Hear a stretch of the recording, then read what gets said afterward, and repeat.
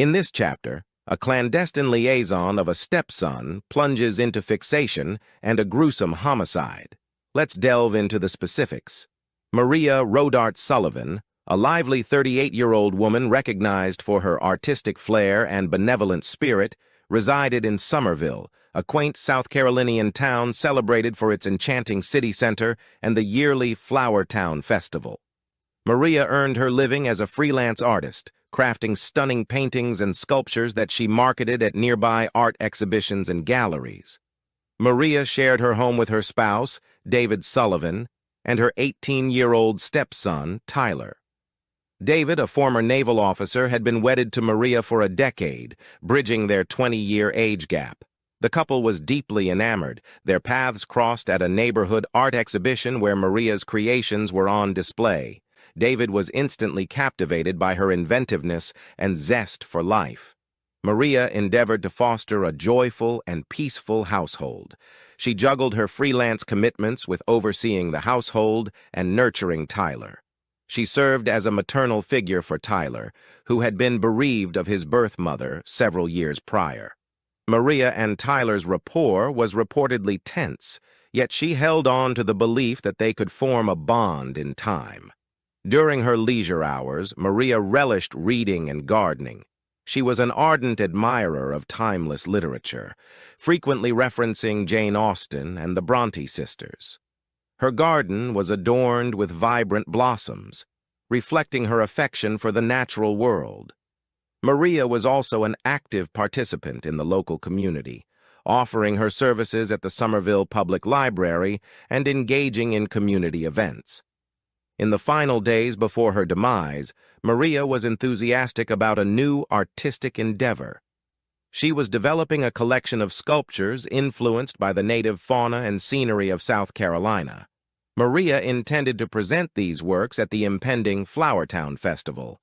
Additionally, she was eager for a modest family vacation she had organized, anticipating it would aid in repairing the fractured bond between herself and Tyler. Maria's acquaintances portrayed her as captivating and amiable.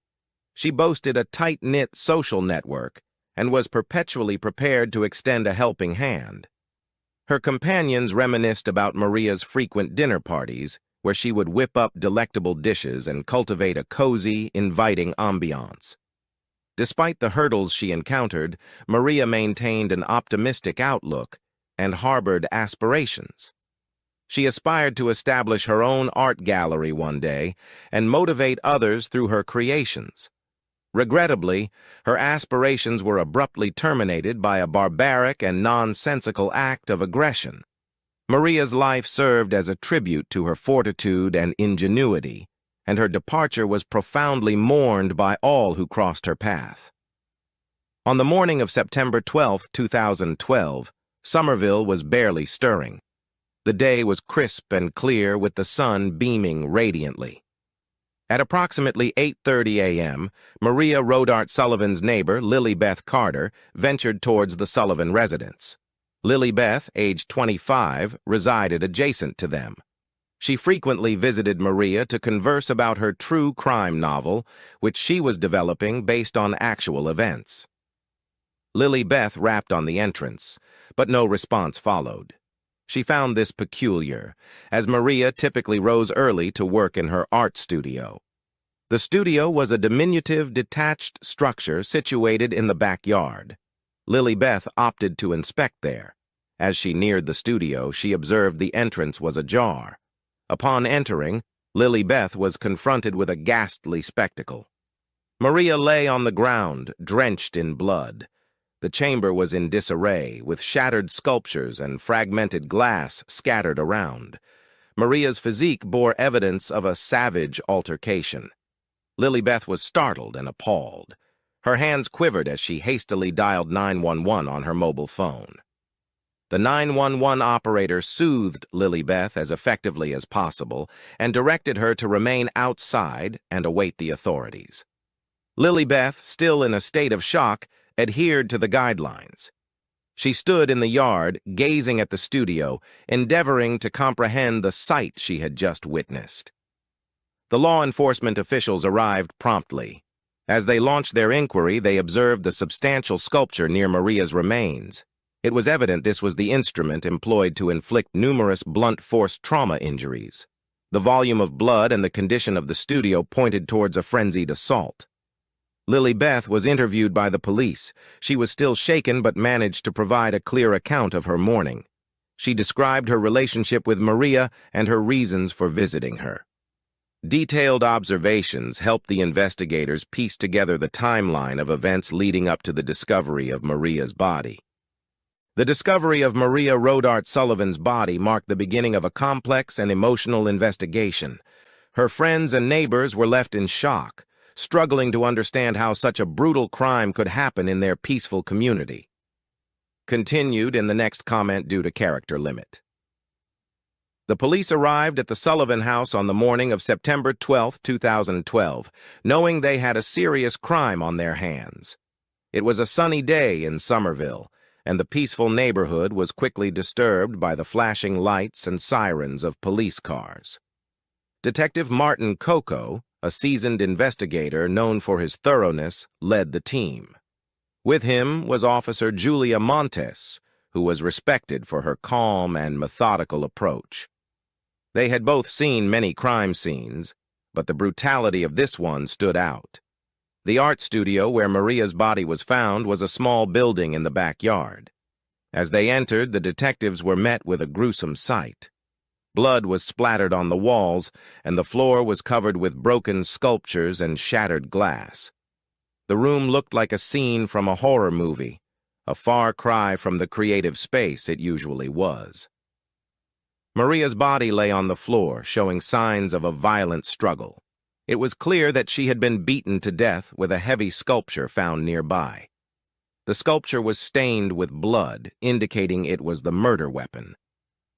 Maria had multiple blunt force trauma injuries, suggesting a frenzied and brutal attack. The police immediately began their investigation. They cordoned off the area to preserve evidence. Detective Coco and Officer Montes carefully examined the crime scene, looking for any clues. They used advanced forensic techniques, including fingerprint dusting and blood pattern analysis, to piece together what had happened. The detectives worked quickly but meticulously. They collected samples of blood and hair for DNA analysis and took photographs of the scene from every angle. They also found a few items that seemed out of place, like a torn piece of cloth and a broken piece of jewelry, which they bagged as evidence. Outside, neighbors gathered, watching with a mix of fear and curiosity. The police asked anyone who had seen or heard anything unusual to come forward. They also conducted door-to-door interviews to gather more information about the hours leading up to the discovery of Maria's body. As the day went on, the police presence grew. Additional officers arrived to help with the investigation, and the media started to gather, drawn by the shocking nature of the crime. News reporters from local stations like WCIV and the Post and Courier began reporting live from the scene, adding to the growing sense of urgency. By the end of the day, the police had gathered a substantial amount of evidence, but many questions remained. Who could have done this, and why? Detective Coco and Officer Montes knew they had a long road ahead, but they were determined to find justice for Maria. David Sullivan, Maria's husband, was the first suspect the police investigated. David, who was 58 years old, had a disciplined and stoic personality shaped by his years of service in the Navy. He married Maria 10 years ago, providing her with stability and support. Despite his stern exterior, David was deeply in love with Maria and very protective of his family. On September 12, 2012, after the police discovered Maria's body, they brought David in for questioning. Detective Martin Coco and Officer Julia Montes conducted the interview. David appeared calm, but was clearly shaken by the news of his wife's death. He told the detectives that he had been away on a business trip, staying at a Hampton Inn in Boston. He provided hotel receipts and confirmation of his check-in and check-out times to back up his alibi. David's interview lasted several hours. The detectives asked him about his relationship with Maria and any possible enemies she might have had. David spoke about the tensions between Maria and his son, Tyler. He mentioned that Tyler had been acting out since the death of his biological mother and struggled to accept Maria as a mother figure. David believed that despite these challenges, the family would eventually reconcile. The police also searched the Sullivan home for additional evidence. They went through David's belongings and searched his car, but found nothing suspicious. They interviewed David's colleagues and checked his phone records, all of which confirmed his alibi. Throughout the investigation, David maintained his composure. However, the strain was visible.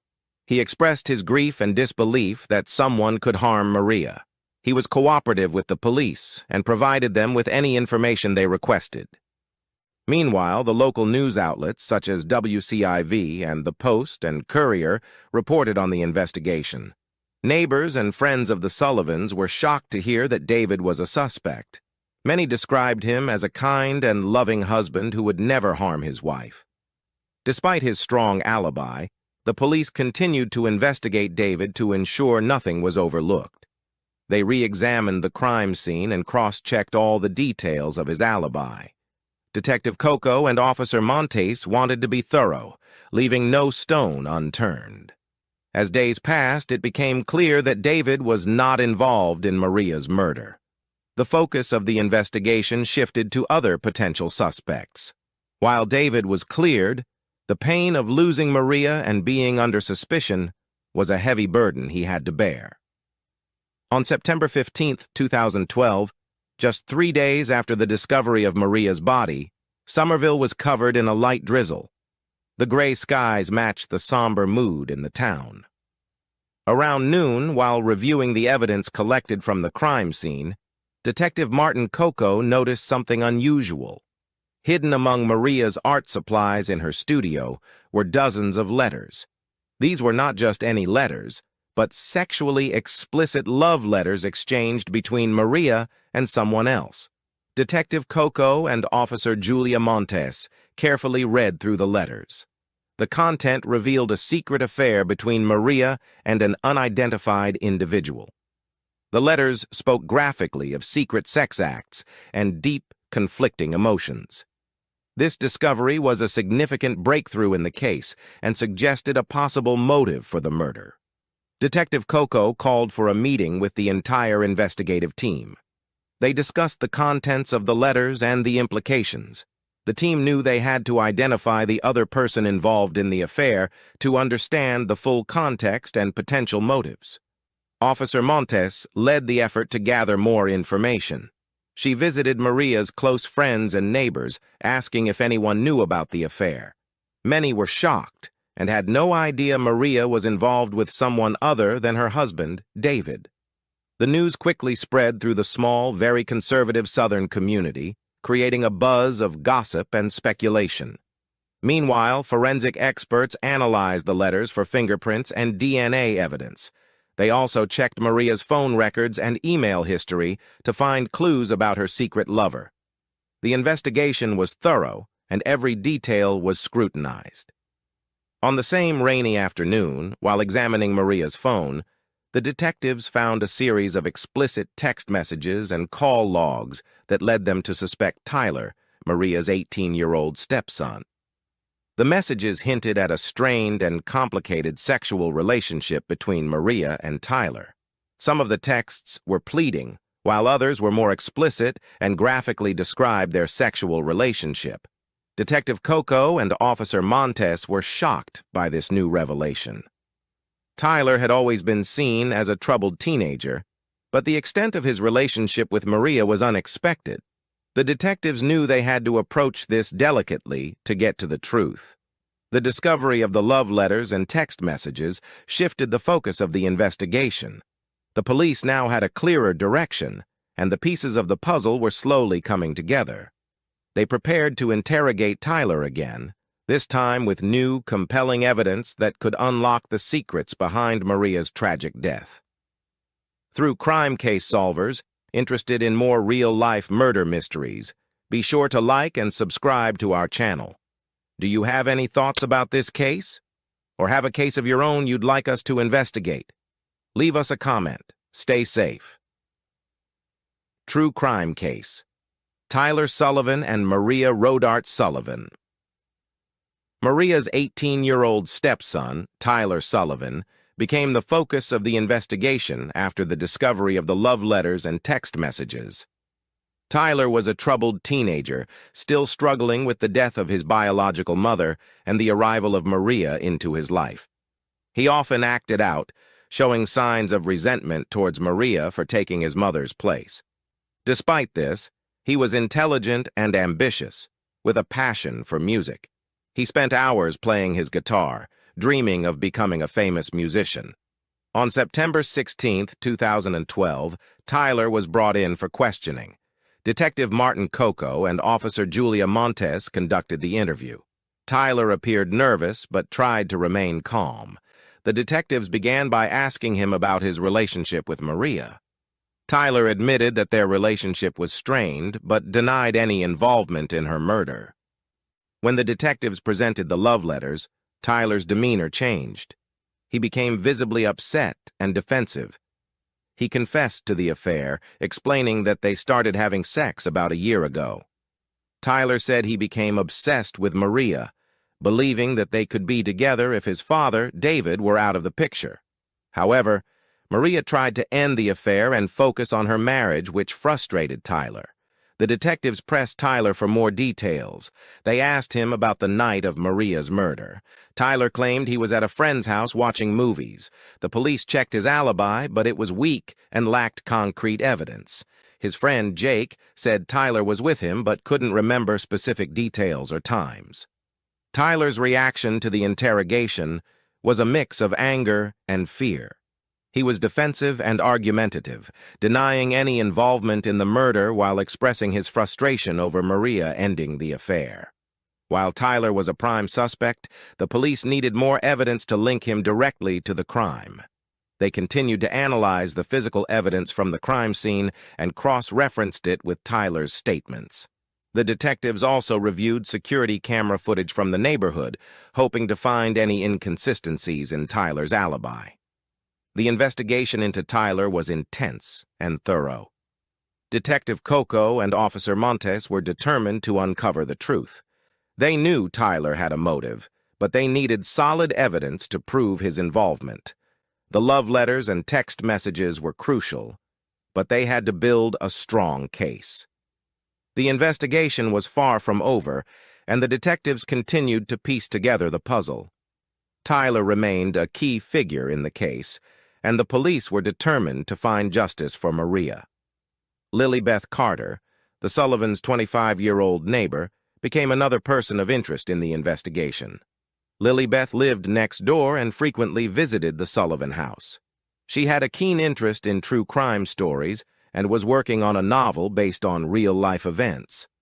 Lilybeth was known for her observant nature and was often seen taking notes and photos around the neighborhood. On September 17, 2012, the police brought Lilybeth in for questioning.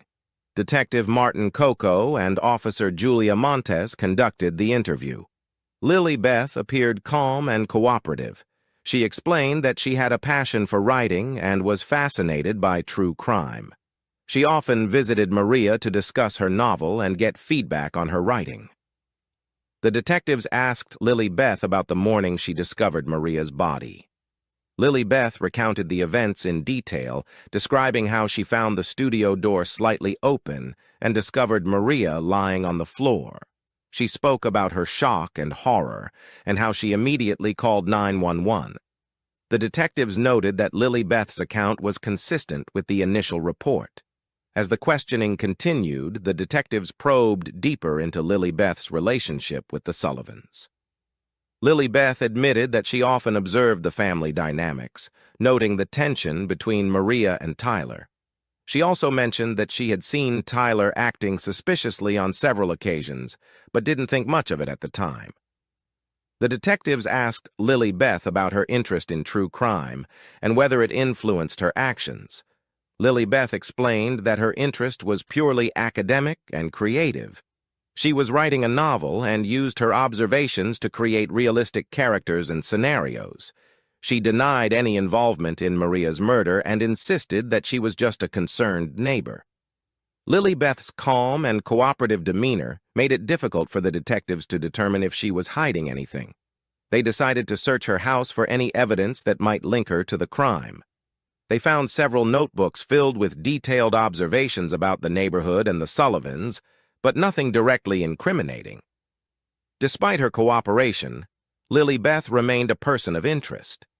The detectives continued to monitor her closely, looking for any inconsistencies in her story.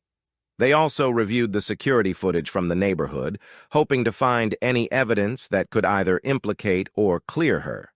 The investigation into Lily Beth continued, and the detectives faced the challenge of distinguishing between her genuine interest in true crime and any potential involvement in Maria's death. The complexity of the case deepened, but the police remained committed to finding the truth and bringing justice for Maria.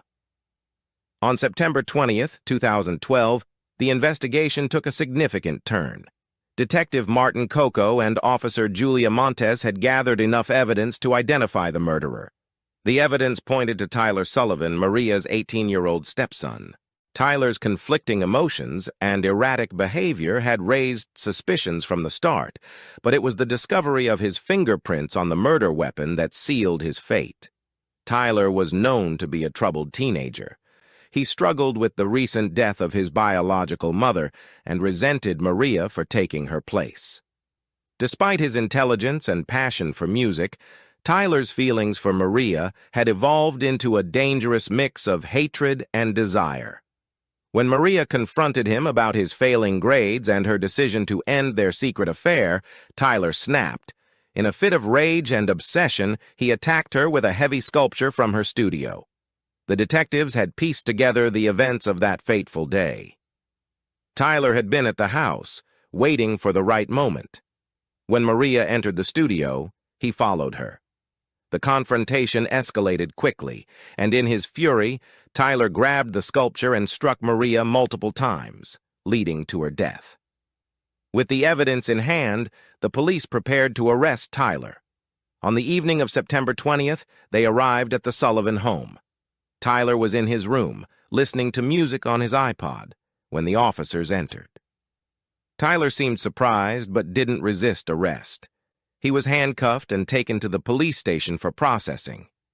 David Sullivan, Tyler's father, was devastated by the news. He couldn't believe that his son was capable of such a brutal act. The family was torn apart by the revelation, and the community was equally shocked.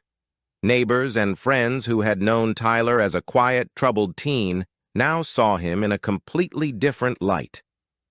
The police detailed the evidence during a press conference, explaining how Tyler's obsession with Maria and his inability to control his emotions led to the murder.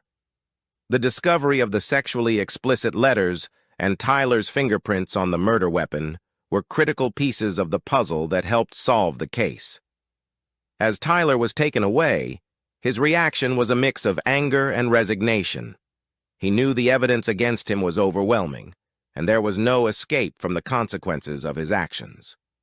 Maria's friends and family were relieved that the murderer had been caught, but the pain of losing Maria remained. The arrest of Tyler Sullivan brought some closure to the case, but the journey to justice was far from over. The next step was the trial, where the full extent of Tyler's actions and motives would be revealed. The trial of Tyler Sullivan began on November 5, 2012, in Summerville, South Carolina. The courtroom was filled with reporters, friends, and family members, all eager to hear the details of the case. The prosecution was led by Assistant District Attorney James Bliver, a seasoned lawyer known for his tenacity and thoroughness.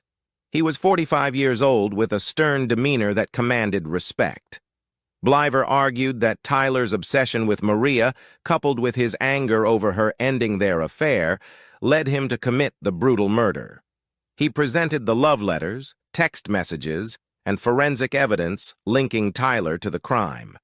The prosecution's case was solid, painting a clear picture of Tyler's motive and actions. The defense was handled by public defender Sarah Jane Lemon, a compassionate and determined attorney who had been practicing law for over 20 years. She was 40 years old and known for her dedication to her clients. Lemon argued that Tyler was a troubled teenager who had been deeply affected by his mother's death and was struggling with mental health issues. She claimed that Tyler's actions were not premeditated, but a result of emotional turmoil and confusion. Throughout the trial, the emotional toll on Maria's family was evident. Her husband, David Sullivan, sat in the front row, his face etched with grief and disbelief. Friends and family members wept quietly as they listened to the details of Maria's tragic death. After several weeks of testimony and evidence, the jury deliberated for 2 days. On December 3, 2012, they returned with a verdict. Tyler Sullivan was found guilty of second-degree murder. The courtroom was silent as the judge read the verdict. Tyler showed little emotion, his face blank as he listened to his fate. The sentencing took place on December 10, 2012. Tyler was sentenced to 25 years in prison without the possibility of parole. The judge stated that while Tyler's actions were driven by emotional distress, the brutality of the crime warranted a severe punishment. The sentence aimed to provide justice for Maria and her family while acknowledging Tyler's troubled background. Maria's family had mixed reactions to the sentence. Some felt it was too lenient, given the nature of the crime, while others believed it was a fair balance between justice and compassion for Tyler's mental state. The community of Somerville was left to grapple with the aftermath of the tragedy, hoping to find some sense of closure. The trial and sentencing of Tyler Sullivan were widely covered by local media, including WCIV and the Post and Courier. The case served as a somber reminder of the impact of emotional and mental health issues and the devastating consequences they can have. After Tyler Sullivan was sentenced to 25 years in prison, life in Somerville, South Carolina, began to slowly move forward. The trial had been a traumatic experience for everyone involved, leaving lasting impacts on the community. David Sullivan, Maria's husband, struggled to cope with the loss of his wife and the imprisonment of his son. He took a leave of absence from his job and sought counseling to deal with his grief and the overwhelming sense of betrayal. Friends and neighbors provided support, but David often felt isolated. He decided to move to Charleston to start fresh, away from the painful memories in Somerville. Tyler's incarceration was a difficult adjustment for him as well. He was sent to a state correctional facility where he began receiving psychological counseling. The prison system offered educational programs, and Tyler enrolled in classes to complete his high school education and began studying music theory, still clinging to his dream of becoming a musician someday. Lily Beth Carter, the neighbor and true crime enthusiast, was deeply affected by the entire ordeal. She continued to write her novel, now incorporating the harrowing experience she had lived through. The local media, including WCIV and the Post and Courier, featured interviews with Lily Beth discussing her perspective on the case. Despite the unwanted attention, Lily Beth remained focused on her writing, finding solace in her creative work. Detective Martin Coco and Officer Julia Montes, the lead investigators, received commendations for their diligent work in solving the case. The success of their investigation reinforced their commitment to justice and the importance of thorough police work. The case also highlighted the need for increased support for mental health issues, both within families and the broader community. Life in Somerville gradually returned to a semblance of normalcy, but the memory of Maria Rodart Sullivan and the tragic events that unfolded remained etched in the hearts of those who knew her. The town's resolve to support mental health initiatives and honor Maria's legacy became a lasting tribute to her life. Thank you for listening to this episode of True Crime Case Files. The tragic story of Maria Rodart Sullivan reminds us of the complexities of human relationships and the dark paths obsession can lead us down. Join us next time as we explore another case in our pursuit of truth and justice. Stay safe. On a quiet autumn morning, the body of Melissa Porter, a beloved local kindergarten teacher, was found lifeless in her car on a deserted road near the outskirts of town. She had disappeared 2 days earlier, leaving her husband, James Porter, and the entire community in a state of shock and worry. James, an accountant with a gentle demeanor, was the first to alert the authorities about his missing wife. His anxiety was palpable in the quivering of his voice as he spoke to the police. The discovery of Melissa's body confirmed his worst fears, turning them into a terrifying reality. As the investigation unfolded, 2 other men, Michael Reynolds and Joe Clark, became subjects of interest. Both men had been romantically involved with Melissa and held deep, complicated feelings for her. Detective Sarah Davis, a skilled investigator with a keen intellect and unwavering commitment to justice, was put in charge of the case. As she probed deeper into Melissa's life and her relationships with James, Michael, and Joe, it became increasingly evident that this seemingly simple case concealed a maze of secrets and betrayals. Melissa Porter's tragic end was not merely a story of untimely death, but a complex web of love, deception, and vengeance. It was on a brisk morning when Officer Tom Harris was notified of an abandoned vehicle near Oakwood. As he approached the scene, the sight of Melissa's car gave him an eerie feeling. The car was parked carelessly, with one wheel on the gravel and the other on the grass. The windows were misty, and a faint, unpleasant odor filled the air. Harris looked through the driver's window and was startled to see Melissa's lifeless body slumped over the steering wheel. Her skin was pale, and a thin trail of dried blood was visible on her temple. The cause of death was not immediately clear, but the scene hinted at foul play. The news of Melissa's discovery sent shockwaves through the tight-knit community of Oakwood. She had been missing for 2 days, and her loved ones had been clinging to the hope that she would be found safe and sound. However, their hopes were cruelly shattered. James Porter was devastated, his grief intensified by the public attention he was now subjected to. He had reported his wife's disappearance and was now at the center of a murder investigation. Detective Sarah Davis arrived at the scene with a solemn expression. She carefully examined the car and its surroundings, observing that there were no signs of struggle or defensive wounds on Melissa's body. This led her to suspect that Melissa might have been rendered unconscious or incapacitated prior to her death. A preliminary inspection revealed traces of a powder-like substance on the passenger seat, which was later identified as a powerful sedative. Davis instructed her team to search the area for potential witnesses and arranged for the car to be transported to the forensic lab for a comprehensive examination. The investigation was only starting, but the pressure to uncover the truth was mounting. The community demanded justice for Melissa, and the police were resolved to deliver it. The Oakwood Police Department quickly mobilized to investigate Melissa Porter's death. Detective Davis spearheaded the effort, her no-nonsense attitude setting the tone for the team.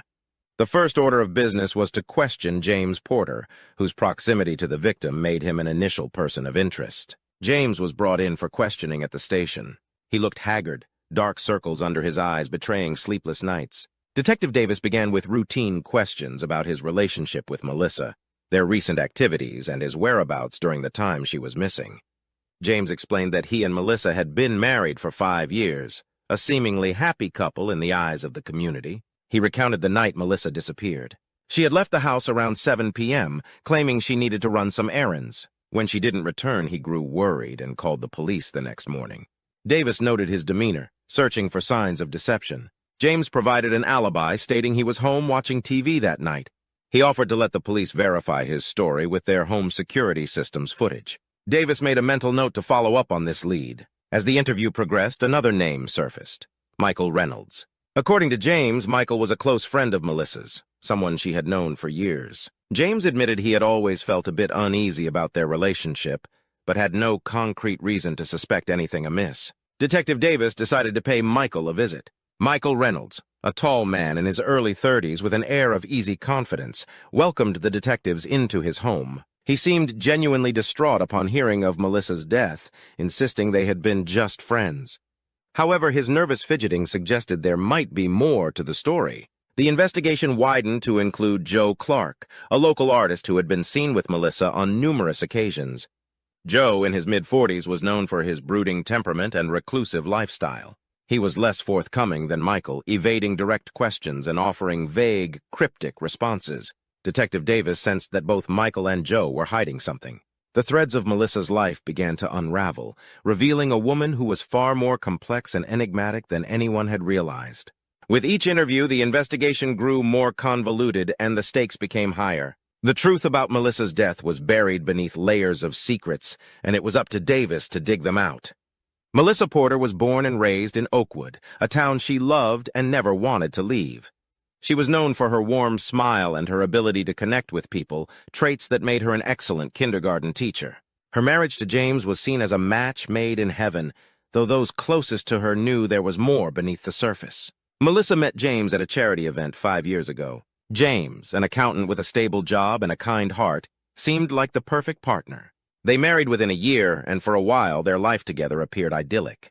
But over time, Melissa began to feel restless. The routine of married life left her yearning for something more. Enter Michael Reynolds. Michael and Melissa had been friends since high school.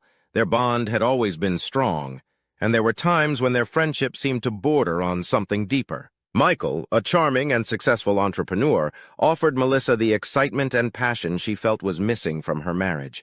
Their relationship, while initially platonic, soon evolved into a secret affair. Melissa found herself torn between the security James provided and the thrill she experienced with Michael. Her feelings for Michael were intense, but also brought complications and guilt. Then there was Joe Clark. Joe was a local artist known for his moody paintings and reclusive nature. Melissa met Joe at an art exhibition a year before her death. Joe was different from both James and Michael. He was mysterious and brooding, qualities that fascinated Melissa. Their connection was immediate, and it wasn't long before Melissa found herself involved with Joe as well. Melissa's relationships with Michael and Joe were known only to a few close friends, and she took great pains to keep them hidden from James. However, managing these affairs became increasingly difficult, and Melissa's life grew more complicated. She loved each of these men in different ways, and each offered her something unique. But she also knew that this web of love and deceit could not last forever. As Detective Davis delved deeper into Melissa's background, she discovered a woman who was passionate and vibrant, but also deeply conflicted.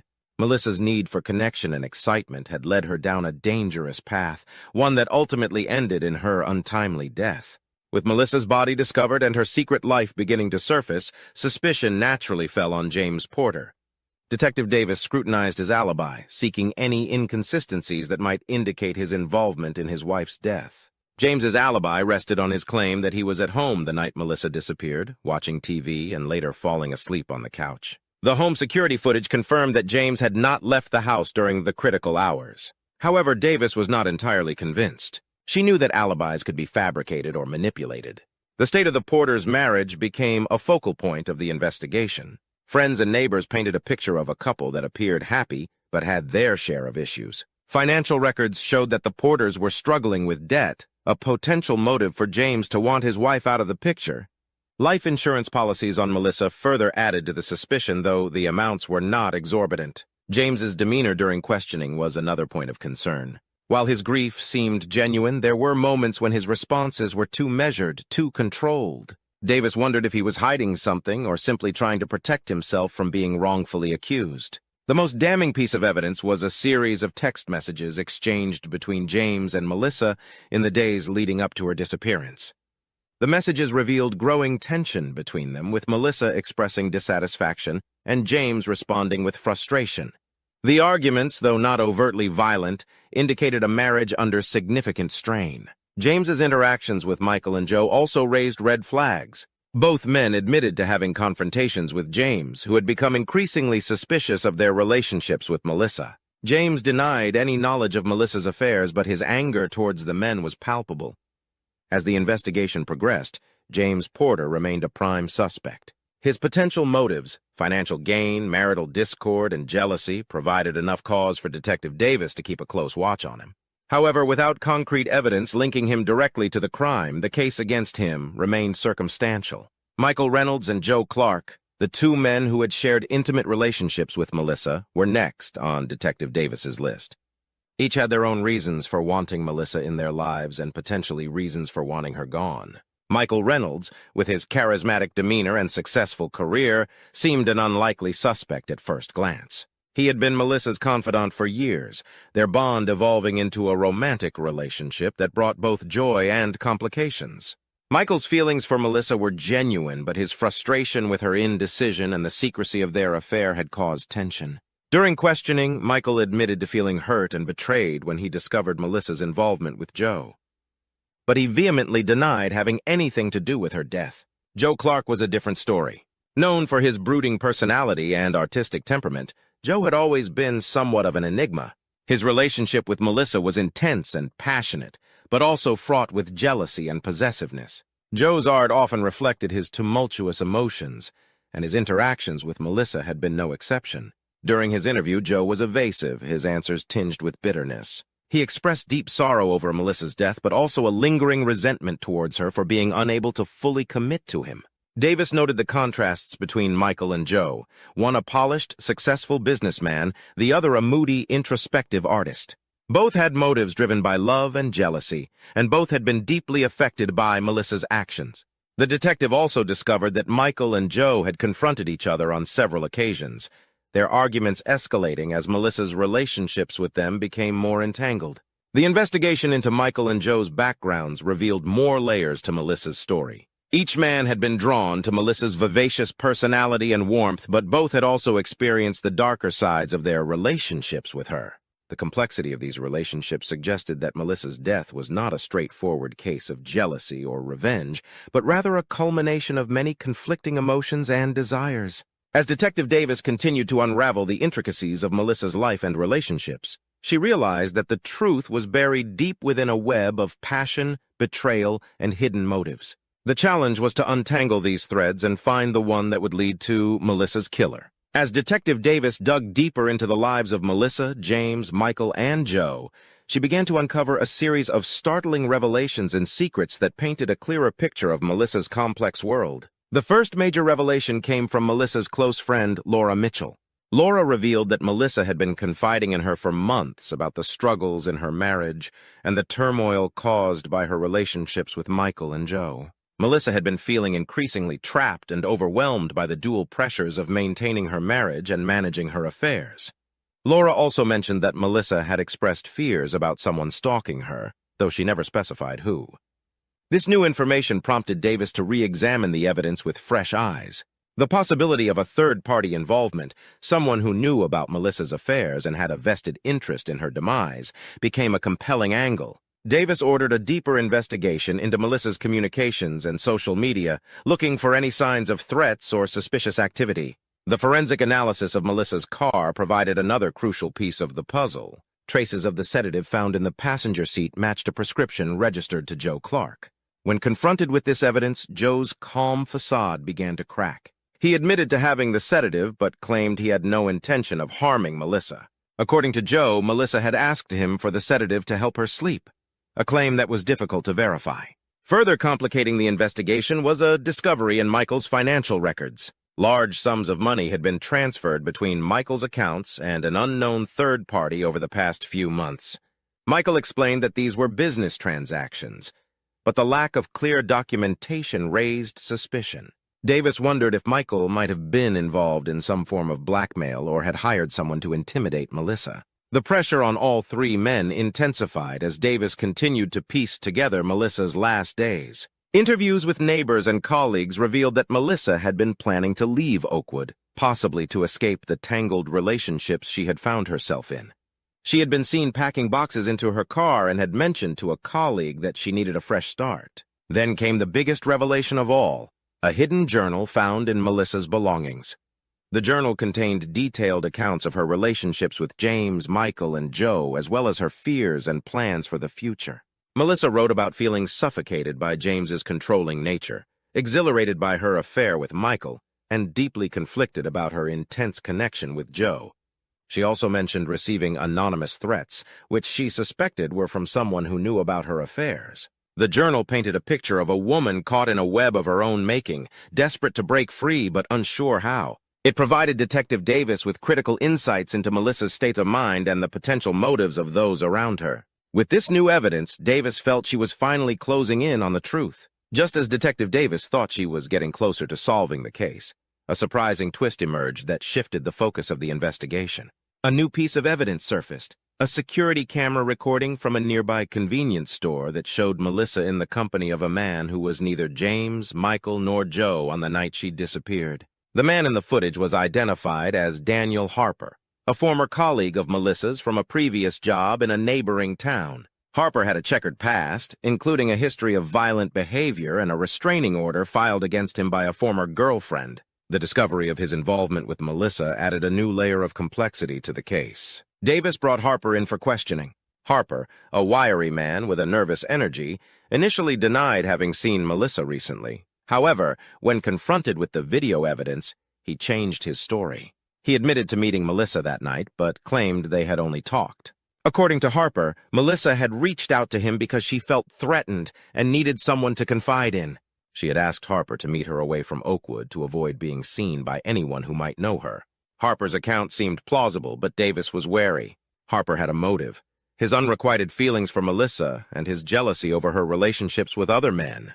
His past behavior suggested he could be capable of violence, especially if he felt rejected or betrayed. Davis decided to dig deeper into Harper's background and his interactions with Melissa. Meanwhile, forensic analysis of Harper's car revealed traces of the same sedative found in Melissa's vehicle. This new evidence linked Harper directly to the scene of the crime, making him a prime suspect. Harper's story began to unravel under the weight of mounting evidence. He confessed that he had given Melissa the sedative but insisted it was for her own protection, claiming she had asked for it to calm her nerves. Detective Davis knew that Harper's involvement complicated the narrative, but she also suspected there was more to the story. Harper's account of events didn't entirely align with the evidence. Davis hypothesized that Harper might have been manipulated by someone else, possibly Michael or Joe, to carry out the crime. The idea of a larger conspiracy began to take shape as Davis continued to press Harper for details. He revealed a startling detail. He had been receiving anonymous payments over the past few months, just like Michael. Harper claimed he didn't know who was behind the payments, but admitted they were meant to ensure his silence about his meetings with Melissa. This revelation pointed to a coordinated effort to keep Melissa's secrets hidden.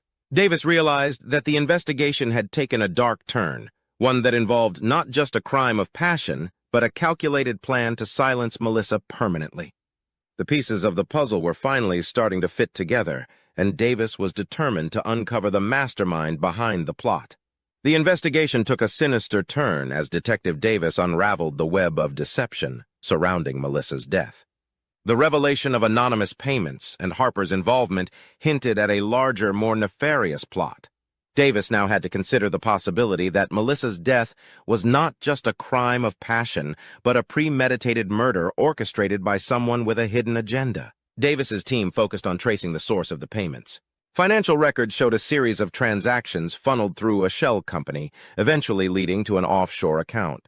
The intricate financial trail suggested a high level of planning and resourcefulness, characteristics not typically associated with crimes of passion.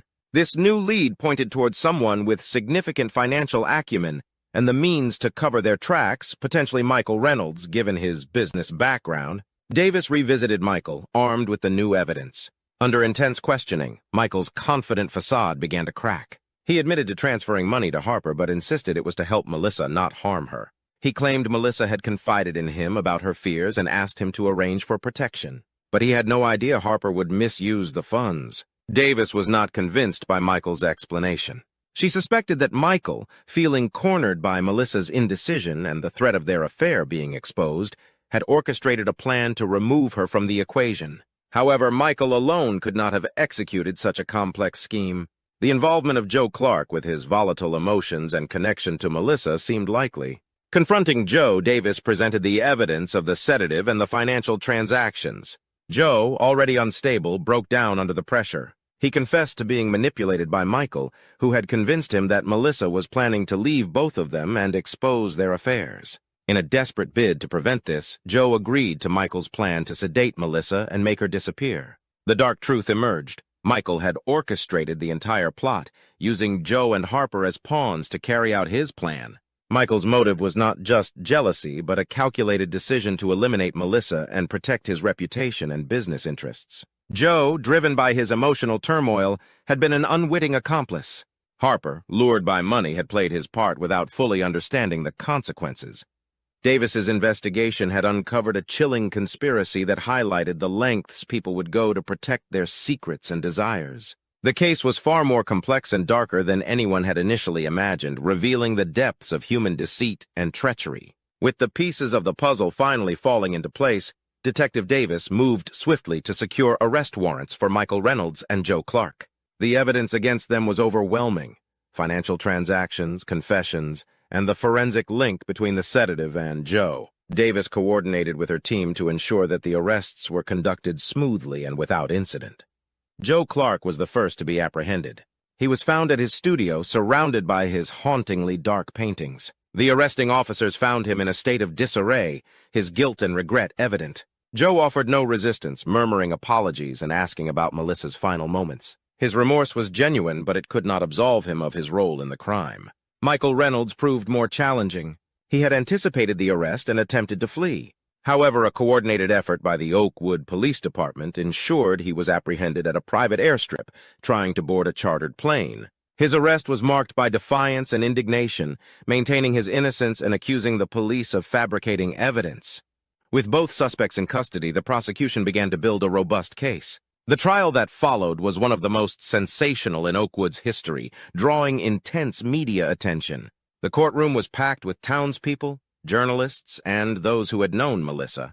The prosecution presented a compelling narrative of manipulation, betrayal, and murder, while the defense tried to paint Michael as a victim of circumstance and Joe as a man driven to desperation. The jury deliberated for several days, weighing the extensive evidence and emotional testimonies. Ultimately, both Michael Reynolds and Joe Clark were found guilty of conspiracy to commit murder and second-degree murder. Michael received a life sentence without the possibility of parole, while Joe, whose genuine remorse and cooperation were considered, was given a reduced sentence of 25 years. Daniel Harper, whose role was more peripheral, was charged with accessory to murder and received a lesser sentence of 10 years. His involvement, though significant, was viewed as being coerced by the primary conspirators. In the end, Oakwood returned to its peaceful existence, but the memory of Melissa Porter and the lessons learned from her case would never be forgotten. Her story remained a testament to the resilience of the human spirit and the enduring quest for truth and justice. Today, we plunge into a haunting narrative of deception and murder that unfolded in Fayetteville, Arkansas, back in April 2015. The story revolves around Johnny Ray Baxter, a thriving real estate agent whose life was savagely ended by someone he trusted deeply. A resident of Fayetteville, Arkansas, Johnny Ray Baxter was a 45-year-old man. He was an esteemed real estate agent, employed by a local firm named Ozark Realty. Johnny Ray was known for his wide smile and amiable nature, which made him a favorite among his clients and peers. He held a business administration degree from the University of Arkansas and had spent over 2 decades in the real estate sector. Johnny Ray was married to Darling Baxter, and they appeared to be a content couple. Johnny Ray was Darling's second spouse. He had an 18-year-old stepdaughter, Lily Adams, who was in her inaugural year at the University of Arkansas, pursuing psychology. Johnny Ray appeared to share a cordial bond with Lily, at least in the public eye. Beyond his professional life, Johnny Ray had a passion for sailing. He was the proud owner of a small sailboat, Dreamcatcher, and frequently sailed on Beaver Lake. He relished spending his weekends on the water, soaking in the wind and the waves. His acquaintances at the local marina remembered him fondly as someone who was always ready to help and share a hearty laugh. In the days leading up to his demise, Johnny Ray was engrossed in a significant property transaction. He was striving to finalize a deal for a substantial commercial property in downtown Fayetteville, a deal that held immense significance for his career. Additionally, he was organizing a surprise anniversary getaway for Darling. He had reserved a cabin in the Ozark Mountains and secured tickets for a concert in Little Rock. He had even chosen a special necklace from a local jewelry store, Sissy's Log Cabin, as a present for Darling. Despite his hectic schedule, Johnny Ray always found time to visit the local coffee shop, Our Sagas, every morning. He enjoyed perusing the newspaper and conversing with the baristas. His preferred beverage was a caramel latte. On the 10th of April 2015, Merely 2 days before his tragic end, Johnny Ray was spotted at Our Sagas with a smile on his face, discussing his weekend plans. He appeared to be cheerful and enthusiastic about the future. However, beneath the surface, Johnny Ray's life was not as perfect as it seemed. His wife, Darling, had been behaving anxiously and apprehensively of late. She had observed changes in their daughter, Lily, and harbored suspicions about Johnny Ray's late-night work engagements. Their friends and neighbors had begun to sense the strain in the Baxter household. On a fateful morning around 7:30 a.m. on April 12, 2015, the lifeless body of Johnny Ray Baxter was found. The grim discovery was made by his neighbor, Michael Everly, a 52-year-old retired schoolteacher residing next door to the Baxters. Michael's visit was prompted by a worried call from Darling, Johnny Ray's wife, who had been out of town visiting her sister and hadn't heard from her husband since the previous night. She requested Michael to check on Johnny Ray. Upon arriving at the Baxter residence, Michael found no response to his knocks. Noticing Johnny Ray's car in the driveway, he decided to investigate further. To his surprise, the door was unlocked. As he entered, an eerie silence hung in the air, hinting that something was amiss. Michael called out for Johnny Ray, but the house remained silent. Venturing into the living room and kitchen, he stumbled upon signs of a struggle. Overturned chairs and shattered glass littered the floor. Following the chaotic trail, he reached the master bedroom, where a horrifying sight awaited him. Johnny Ray lay lifeless in a pool of blood, the victim of a brutal hammer attack. The room was in disarray, with blood spattered on the walls and furniture, indicating a desperate struggle for survival. The gruesome discovery left Michael reeling in shock. Trembling, he dialed 911 and described the harrowing scene. The 911 operator attempted to calm him down, urging him to remain on the line until the police arrived. News of Johnny Ray's untimely demise rapidly spread throughout the neighborhood. Maple Street was soon teeming with police cars, and curious onlookers gathered outside, exchanging hushed whispers about the tragic event. Local news stations, such as KSM and K, promptly dispatched reporters to cover the unfolding story, which quickly became Fayetteville's top news. Michael, who had shared years of friendship with Johnny Ray, was left devastated by the brutal turn of events. He later confided in reporters that Johnny Ray was a kind-hearted individual who didn't deserve such a horrific fate. The discovery of Johnny Ray Baxter's body set in motion a complex and heart-rending investigation that would expose hidden secrets and lead to startling revelations about those closest to him. Following Michael Everly's distressing 911 call on April 12, 2015, the police swiftly arrived at the Baxter residence. The initial officers on the scene promptly secured the area, ensuring no one entered or exited the house. Subsequently, Detectives Sarah Mitchell-Kinsey and James Carter took charge of the investigation. Detective Kinsey, renowned for her keen attention to detail, had an impressive track record of solving intricate cases despite her relatively young age of 38. Her partner, Detective Carter, was a seasoned investigator at 42, recognized for his methodical approach. Together, they formed an effective team. As they carefully examined the house, they encountered evidence of a struggle. The living room bore the brunt of the chaos, with overturned chairs and broken glass strewn about. The kitchen was equally disheveled, with dishes scattered across the floor. Upon entering the master bedroom, they were confronted with a chilling sight. Johnny Ray Baxter's body lay on the floor, surrounded by a pool of blood, the result of a vicious hammer assault. Blood splatters marked the walls and furniture, testifying to the violence of the attack. Detective Mitchell-Kinsey identified the hammer as the murder weapon and ordered it to be collected as evidence. The crime scene was chaotic and disturbing. The detectives and forensic team took many photos and collected samples. They used gloves to carefully pick up items, making sure not to contaminate any evidence. Blood samples, fingerprints, and the hammer were all collected and sent to the lab for analysis. Outside, Neighbors watched as the police worked. The local news stations, KFSM and KNWA, were there too, reporting on the shocking murder. Reporters spoke to neighbors who described Johnny Ray as a friendly and well-liked man. The media coverage added pressure to solve the case quickly. Detectives Mitchell Kinsey and Carter interviewed Michael Everly, who was still shaken from discovering the body. He described finding the door unlocked and seeing the mess inside the house. His detailed account helped the detectives piece together the events leading up to the murder. By the end of the day, the police had gathered a lot of evidence, but still had many questions. Who could have committed such a brutal act? Why would someone want to kill Johnny Ray? The detectives knew they had a difficult case ahead of them, but they were determined to find the answers. The first suspect in Johnny Ray Baxter's murder was his wife, Darling Baxter. Darling was 34 years old and worked as an accountant for a local firm called Razorback Accounting.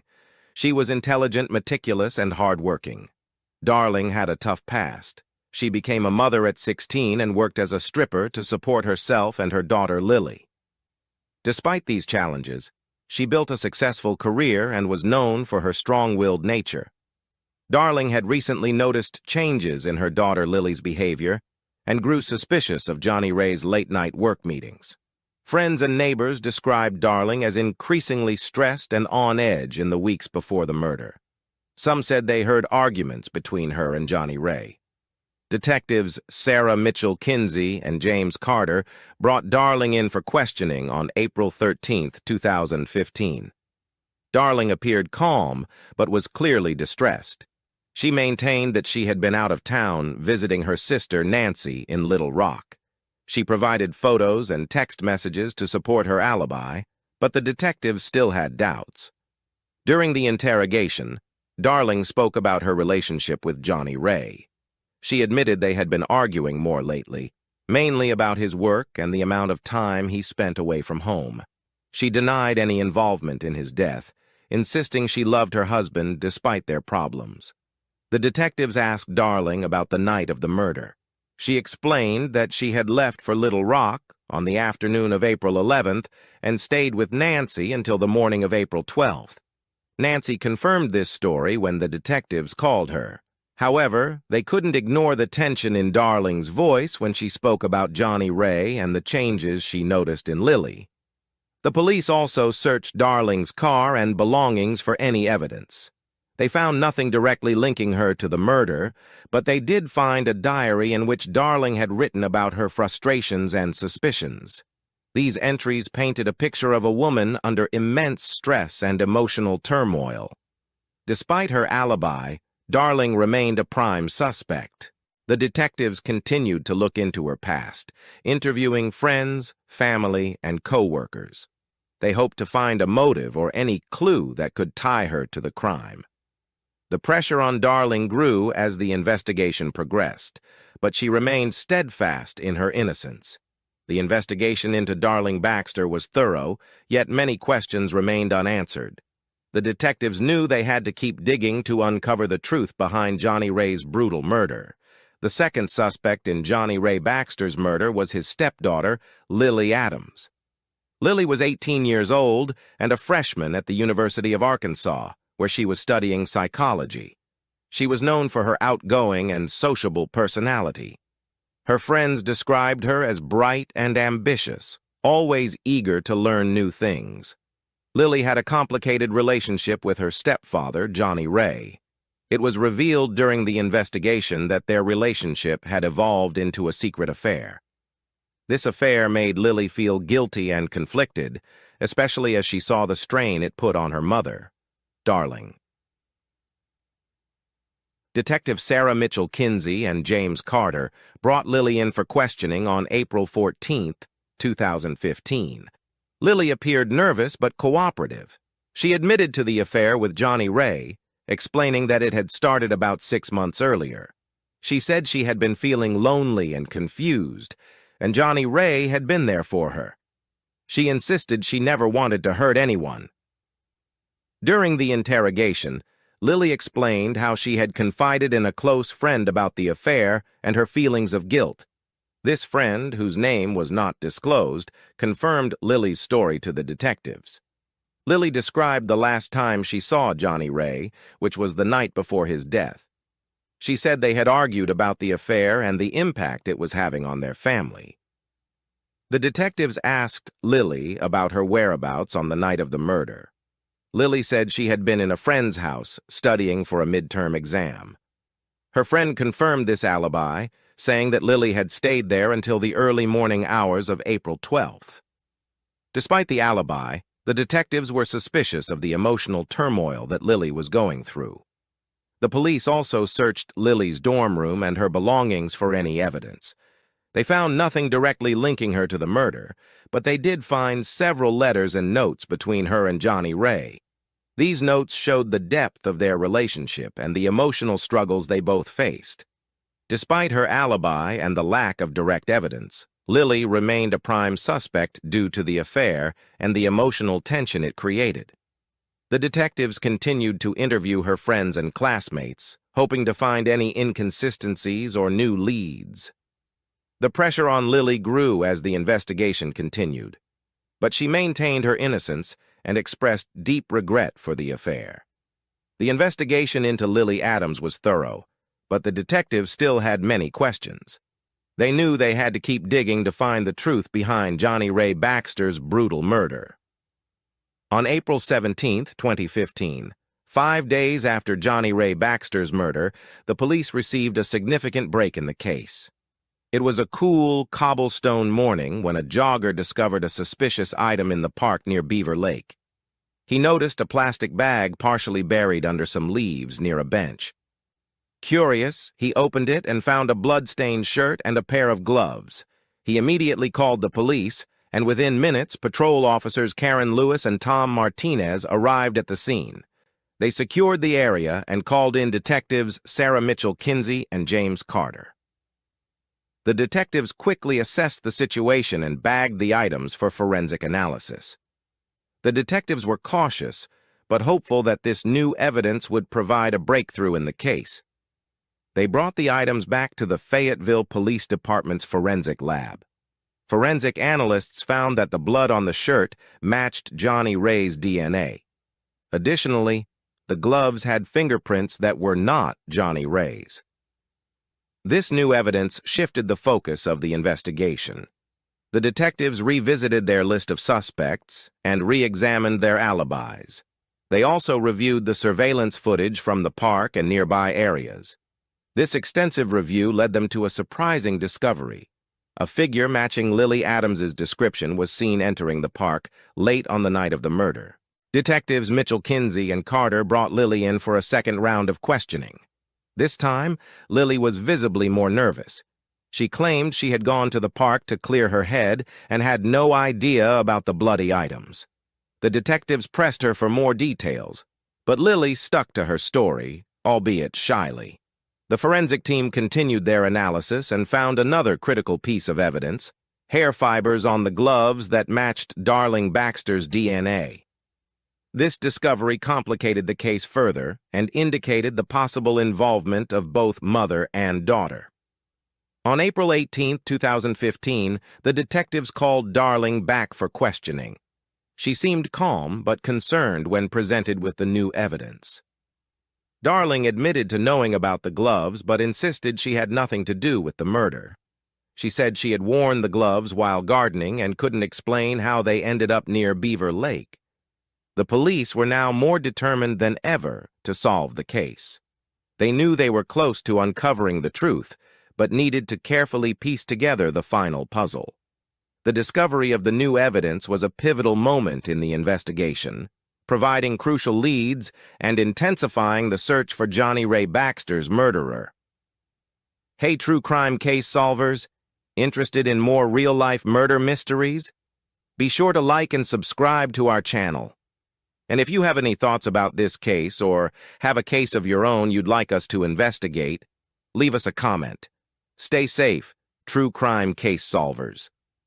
The third suspect in the murder of Johnny Ray Baxter was his ex-wife, Diddy Baxter.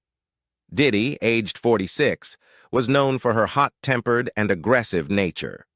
She had a contentious relationship with Johnny Ray and had never approved of his marriage to Darling. Diddy lived in Fayetteville and worked as a manager at a local grocery store, Harp's Food Stores.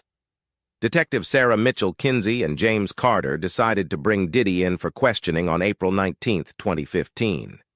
Diddy arrived at the police station appearing defiant and uncooperative.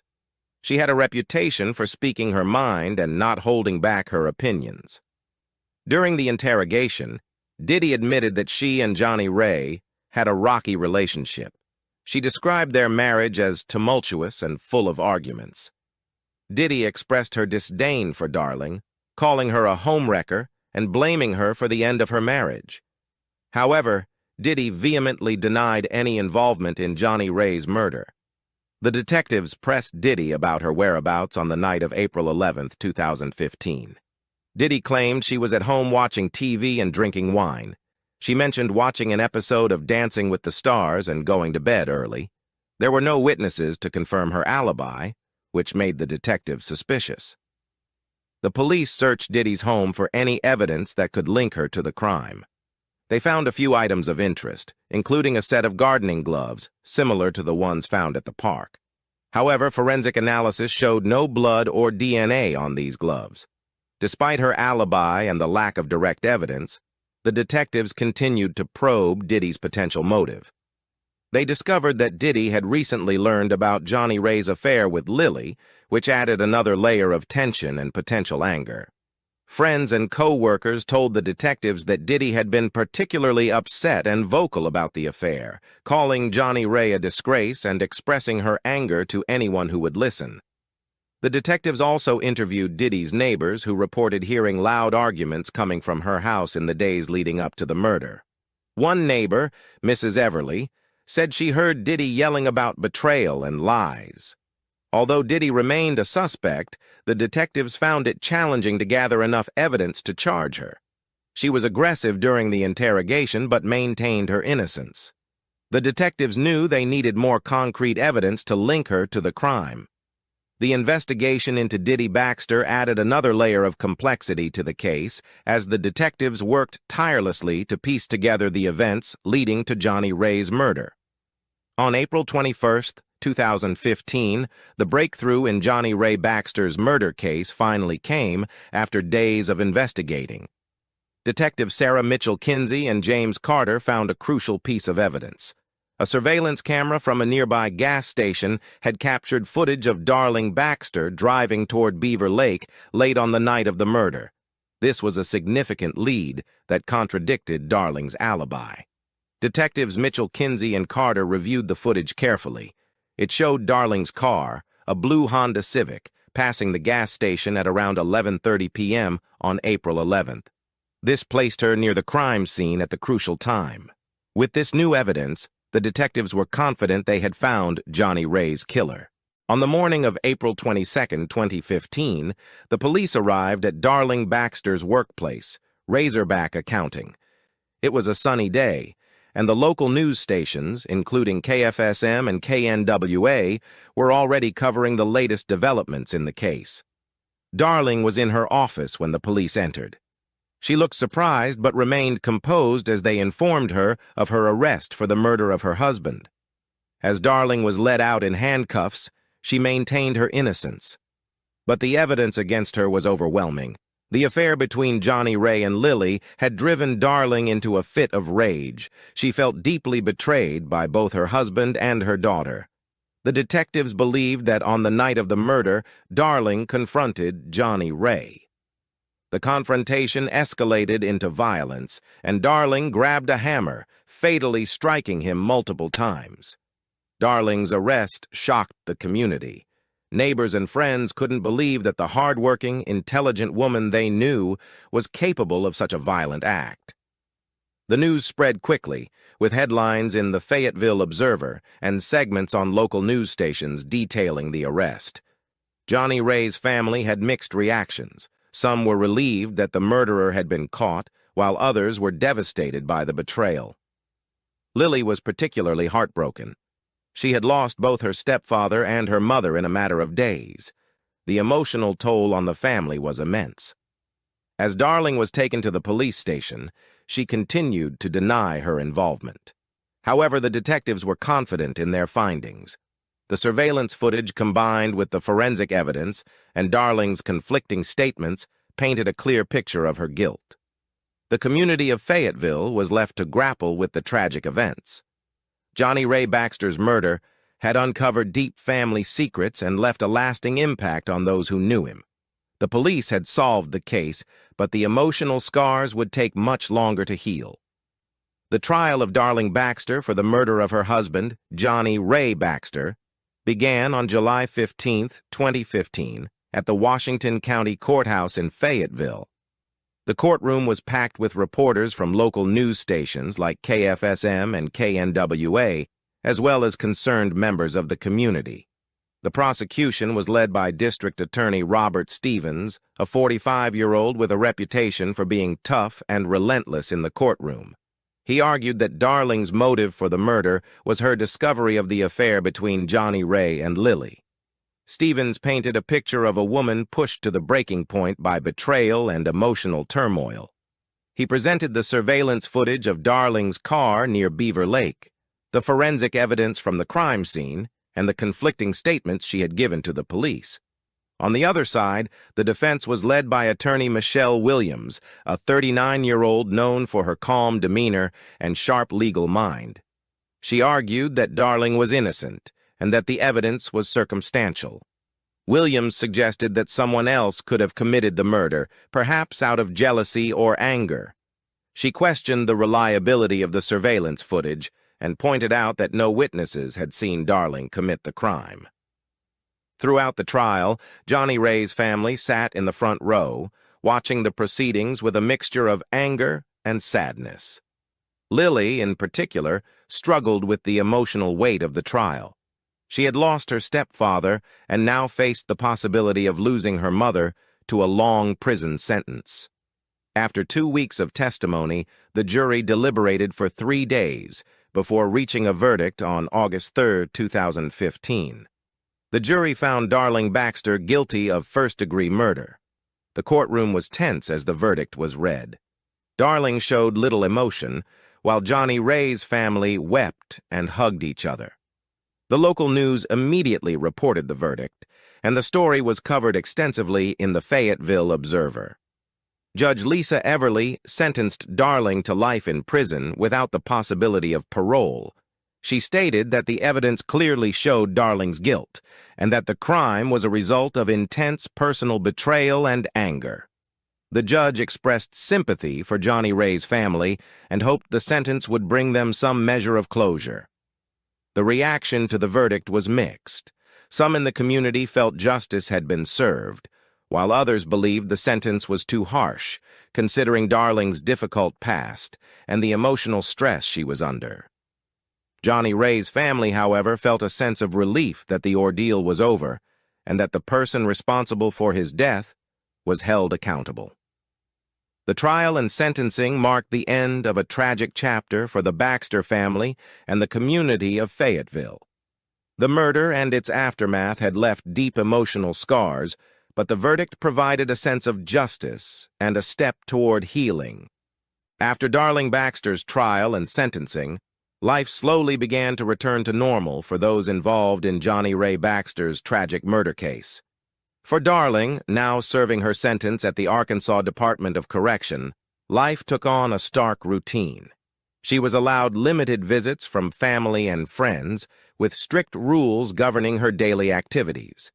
The media coverage surrounding the trial gradually faded, replaced by new stories and events in Fayetteville, like the annual Bikes, Blues, and BBQ motorcycle rally. Lily Adams, now 19, returned to the University of Arkansas to continue her studies in psychology. She struggled with guilt and grief over her role in the affair that ultimately led to her stepfather's death. Lily sought counseling to help her cope with the emotional aftermath and worked hard to rebuild relationships with her family. She distanced herself from media attention, focusing on her studies and volunteer work at local animal shelters. Meanwhile, Detective Sarah Mitchell Kinsey received recognition for her role in solving the high-profile case. She continued her work at the Fayetteville Police Department, investigating other crimes and mentoring younger detectives. Detective James Carter transferred to the Northwest Arkansas Drug Task Force, where he applied his investigative skills to combating drug-related crimes in the region. In the community of Fayetteville, the impact of Johnny Ray's murder lingered. Neighbors and friends remembered him as a friendly and successful real estate agent who loved sailing on Beaver Lake. The local Rotary Club held a memorial service in his honor, and a plaque was installed at the Fayetteville Town Center to commemorate his life and contributions to the community. Johnny Ray's family, especially his first wife, Diddy, found solace in each other's company and support. Diddy focused on her career at Harp's Food Stores and became involved in local charity events, like the Susan G. Komen Race for the Cure in Fayetteville.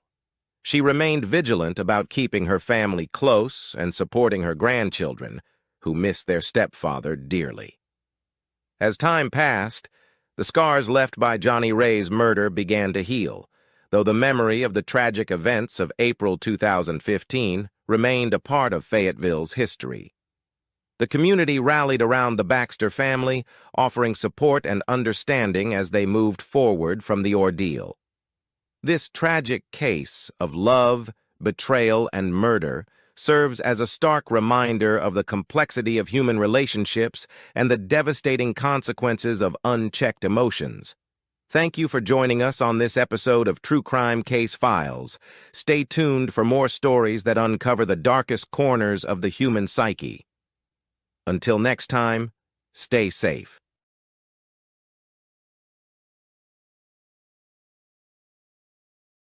In the vibrant city of Sacramento, California, a dynamic 34-year-old woman named Laura Samuels had established herself as a formidable marketing executive.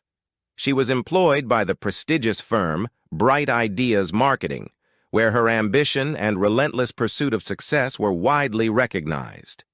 Despite her demanding career, Laura's warm and amiable demeanor struck a perfect balance, endearing her to both colleagues and friends.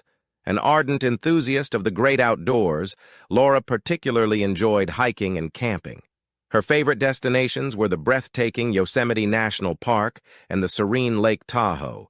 She also found joy in her local book club, where she reveled in discussions about her beloved novels penned by Joyce Lehman. Laura was known among her circle as a benevolent soul, always eager to lend a helping hand. Her radiant smile was infectious, capable of illuminating even the gloomiest of rooms. As June 2010 approached, Laura was immersed in planning a special camping trip with her family. The anticipation was palpable among her husband, Carl, and their two children, 10-year-old Ponderosa and 8-year-old Velveeta.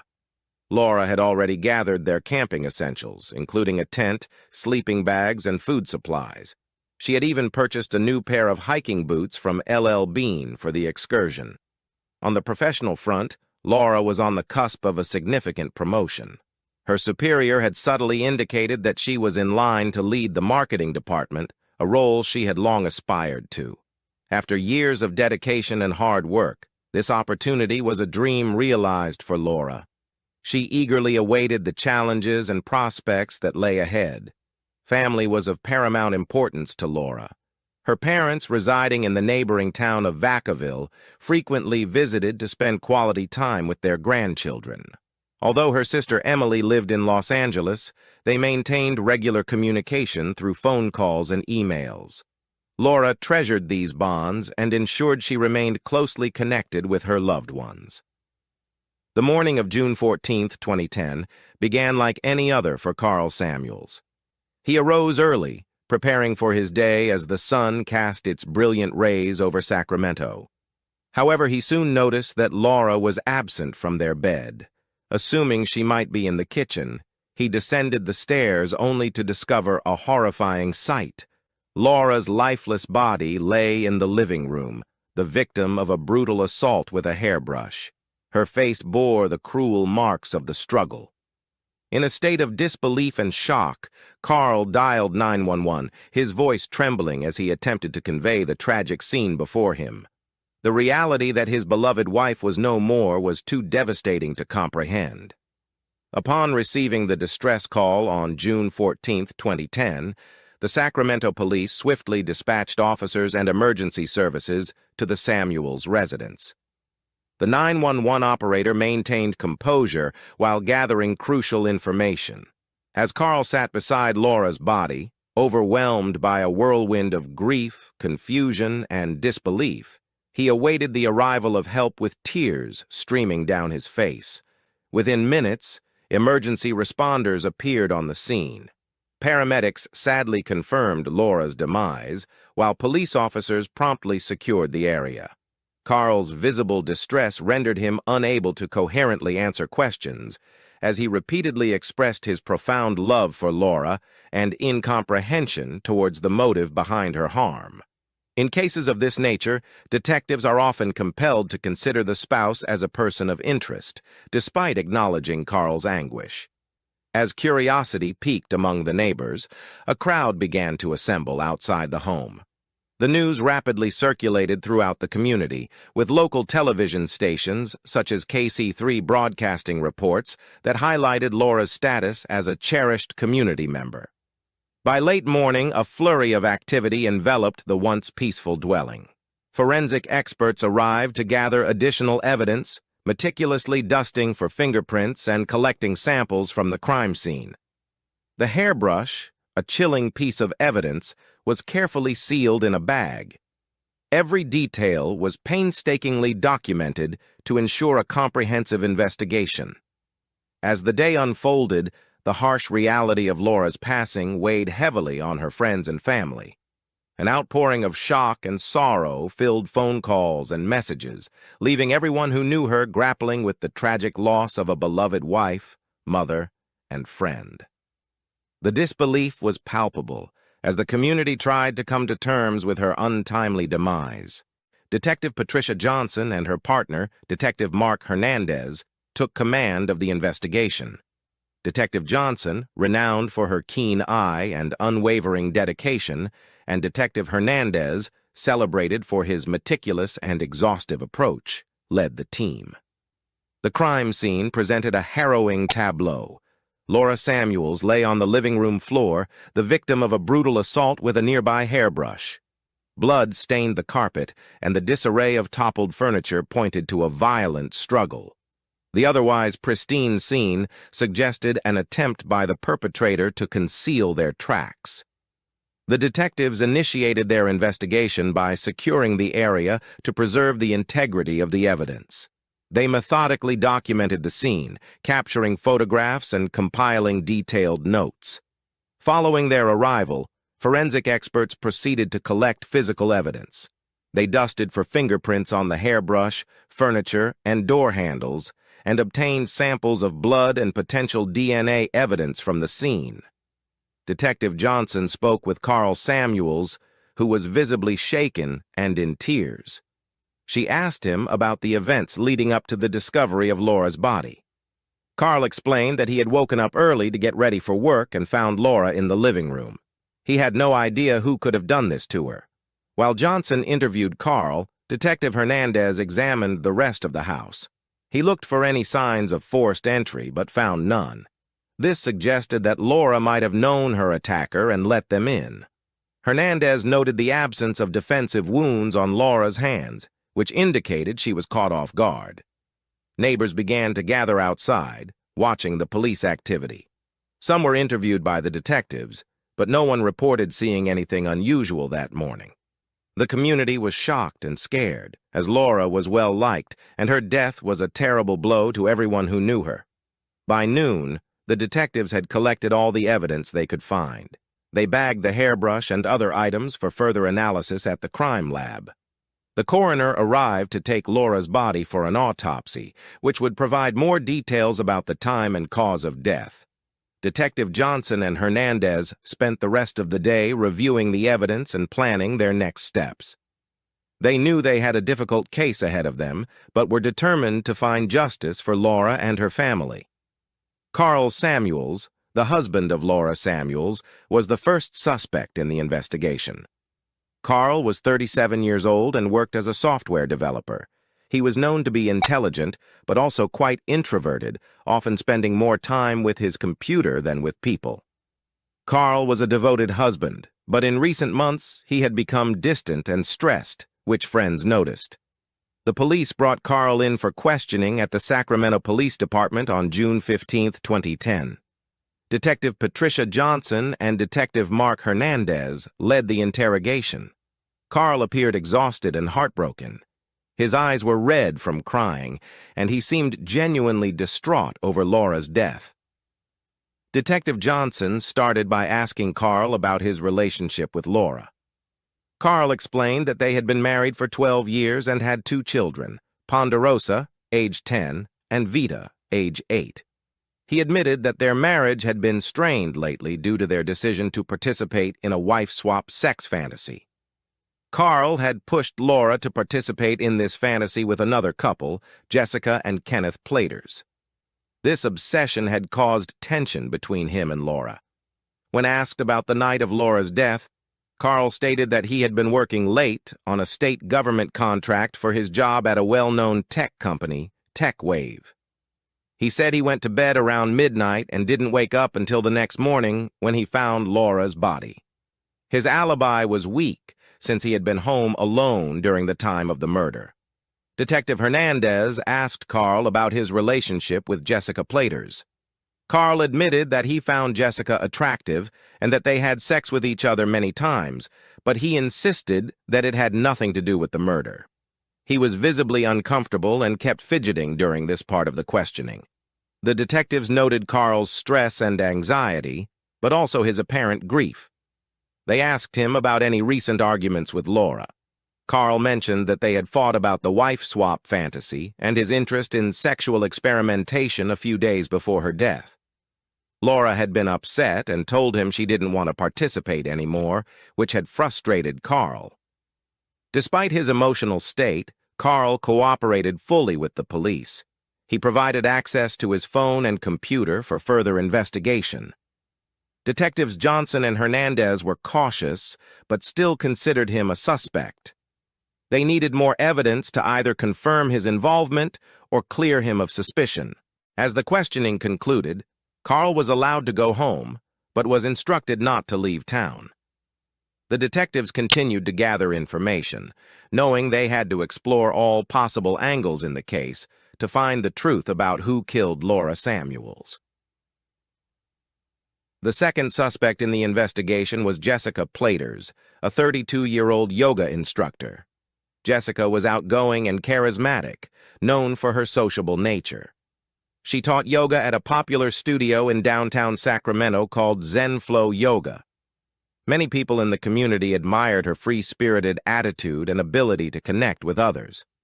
Jessica was part of the wife-swap arrangement with Laura and Carl Samuels and her husband, Kenneth.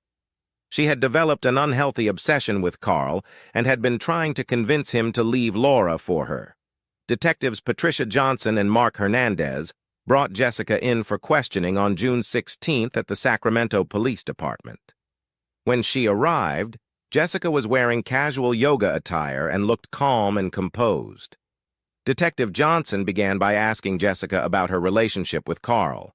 Jessica openly admitted that she loved having sex with Carl and had strong feelings for him. She said she believed Carl felt the same way but was torn because of his marriage to Laura. When questioned about the night of Laura's death, Jessica claimed she was at home with her husband, Kenneth. She said they had watched a movie and gone to bed early. However, Detective Hernandez pointed out that there were no witnesses to confirm her alibi, making it weak. Jessica then talked about the wife-swap arrangement. She explained that it was Carl's idea and that Laura had reluctantly agreed. Jessica saw it as a great opportunity to have sex with Carl. She admitted that she had been trying to convince Carl to leave Laura, but denied any involvement in Laura's death. The detectives noticed that while Jessica was cooperative, she seemed to be hiding something. Her calm demeanor contrasted sharply with the seriousness of the situation. They pressed her about her obsession with Carl and whether it could have driven her to harm Laura. Jessica maintained her innocence, insisting she would never hurt anyone. During the interrogation, Jessica's phone records were examined. They revealed multiple calls and messages to Carl, including some sent on the night of the murder. This evidence raised further suspicion, showing Jessica's intense interest in Carl. Despite her cooperation, Jessica's obsession with Carl and her weak alibi made her a strong suspect. The detectives knew they needed more concrete evidence to either implicate or exonerate her. They continued to investigate her background, looking for any clues that could link her to Laura's murder. As the questioning ended, Jessica was allowed to leave, but was instructed not to leave town. Detectives Johnson and Hernandez remained determined to uncover the truth, knowing that Jessica's possible involvement in the crime needed to be thoroughly explored. On June 18, 2010, 4 days after Laura Samuels' tragic death, new evidence emerged that gave the investigation a crucial breakthrough. That morning, it was cloudy and cool in Sacramento. Detective Patricia Johnson received a call from a neighbor, Mrs. Evelyn Turner, who lived 2 houses down from the Samuels' home. Mrs. Turner mentioned she had found something unusual while walking her dog in a nearby park called L Park. Mrs. Turner had noticed a discarded bag under a bush near a picnic area. Inside the bag, she found a pair of bloody gloves and a smartphone. She immediately called the police. Detectives Johnson and Hernandez arrived at the scene within 30 minutes. They carefully collected the bag and its contents, placing them in evidence bags to avoid contamination. Back at the Sacramento Police Department, the detectives examined the new evidence. The bloody gloves were sent to the crime lab for DNA analysis. The smartphone, which was locked, was taken to the tech department to be unlocked and analyzed. Detective Hernandez noted that the phone was a newer model, an iPhone 4, which had just been released a few weeks earlier. While waiting for the results, the detectives reviewed their notes on the case. The bloody gloves suggested the killer had tried to dispose of evidence far from the crime scene. The smartphone could potentially belong to the killer or someone connected to the crime. Later that afternoon, the crime lab called with the DNA results. The blood on the gloves matched Laura Samuels, but there was also another DNA profile on the inside of the gloves. The profile did not match Carl Samuels, which was a significant finding. The tech department also managed to unlock the smartphone. It was registered to Jessica Platers, the yoga instructor and second suspect. The detectives found numerous messages and call logs between Jessica and Carl, including some from the night of the murder. Additionally, there were messages that showed Jessica's increasing frustration and jealousy toward Laura. Detective Johnson and Hernandez were surprised by this new evidence. The messages revealed that Jessica had been trying to manipulate Carl into leaving Laura, but her efforts had been unsuccessful. They now had a stronger case against Jessica, as the gloves and the smartphone linked her more directly to the crime. The detectives planned their next steps carefully. They knew they needed to bring Jessica back in for questioning with this new evidence. The case was starting to come together, but they still needed to ensure all details were thoroughly investigated. As the day ended, the detectives had a renewed sense of purpose. The new evidence had provided a crucial lead, and they were determined to follow it to uncover the full truth behind Laura Samuels' murder. Hey, true crime case solvers, are you interested in more real-life murder mysteries? Be sure to like and subscribe to our channel. Do you have any thoughts about this case, or do you have a case of your own you'd like us to investigate? Leave us a comment. Stay safe, true crime case solvers. The third suspect in the investigation was Kenneth Platers, a 34-year-old personal trainer. Kenneth was known for his confidence and charm. He worked at a popular gym in Sacramento called Fit Life Gym, where he trained clients and participated in competitive sports. Kenneth was supportive of his wife Jessica's free-spirited nature and had participated in the wife swap arrangement with Laura and Carl Samuels. However, Kenneth had become increasingly jealous and suspicious. Detectives Patricia Johnson and Mark Hernandez brought Kenneth in for questioning on June 19, 2010. Kenneth arrived at the Sacramento Police Department wearing a Fit Life Gym t-shirt and jeans. He appeared nervous, but tried to remain composed. Detective Johnson began by asking Kenneth about his relationship with Jessica. Kenneth explained that they had been married for 8 years and had a mostly happy marriage. However, he admitted that the wife-swap arrangement had caused tension. Kenneth confessed that he had become uncomfortable with the arrangement, as he was developing feelings for Carl Samuels and felt left out. When asked about the night of Laura's murder, Kenneth claimed he was at home with Jessica. He said they had watched a movie, Iron Man 2, which had been released a few weeks earlier, and went to bed early. Kenneth's alibi was the same as Jessica's, but the detectives were skeptical due to the new evidence linking Jessica to the crime. Detective Hernandez questioned Kenneth about his feelings towards Laura. Kenneth stated that he liked Laura and had no reason to harm her.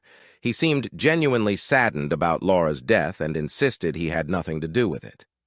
However, his jealousy and discomfort with the wife-swap arrangement were noted by the detectives. The detectives then presented Kenneth with the new evidence: the bloody gloves and the smartphone found in El Park.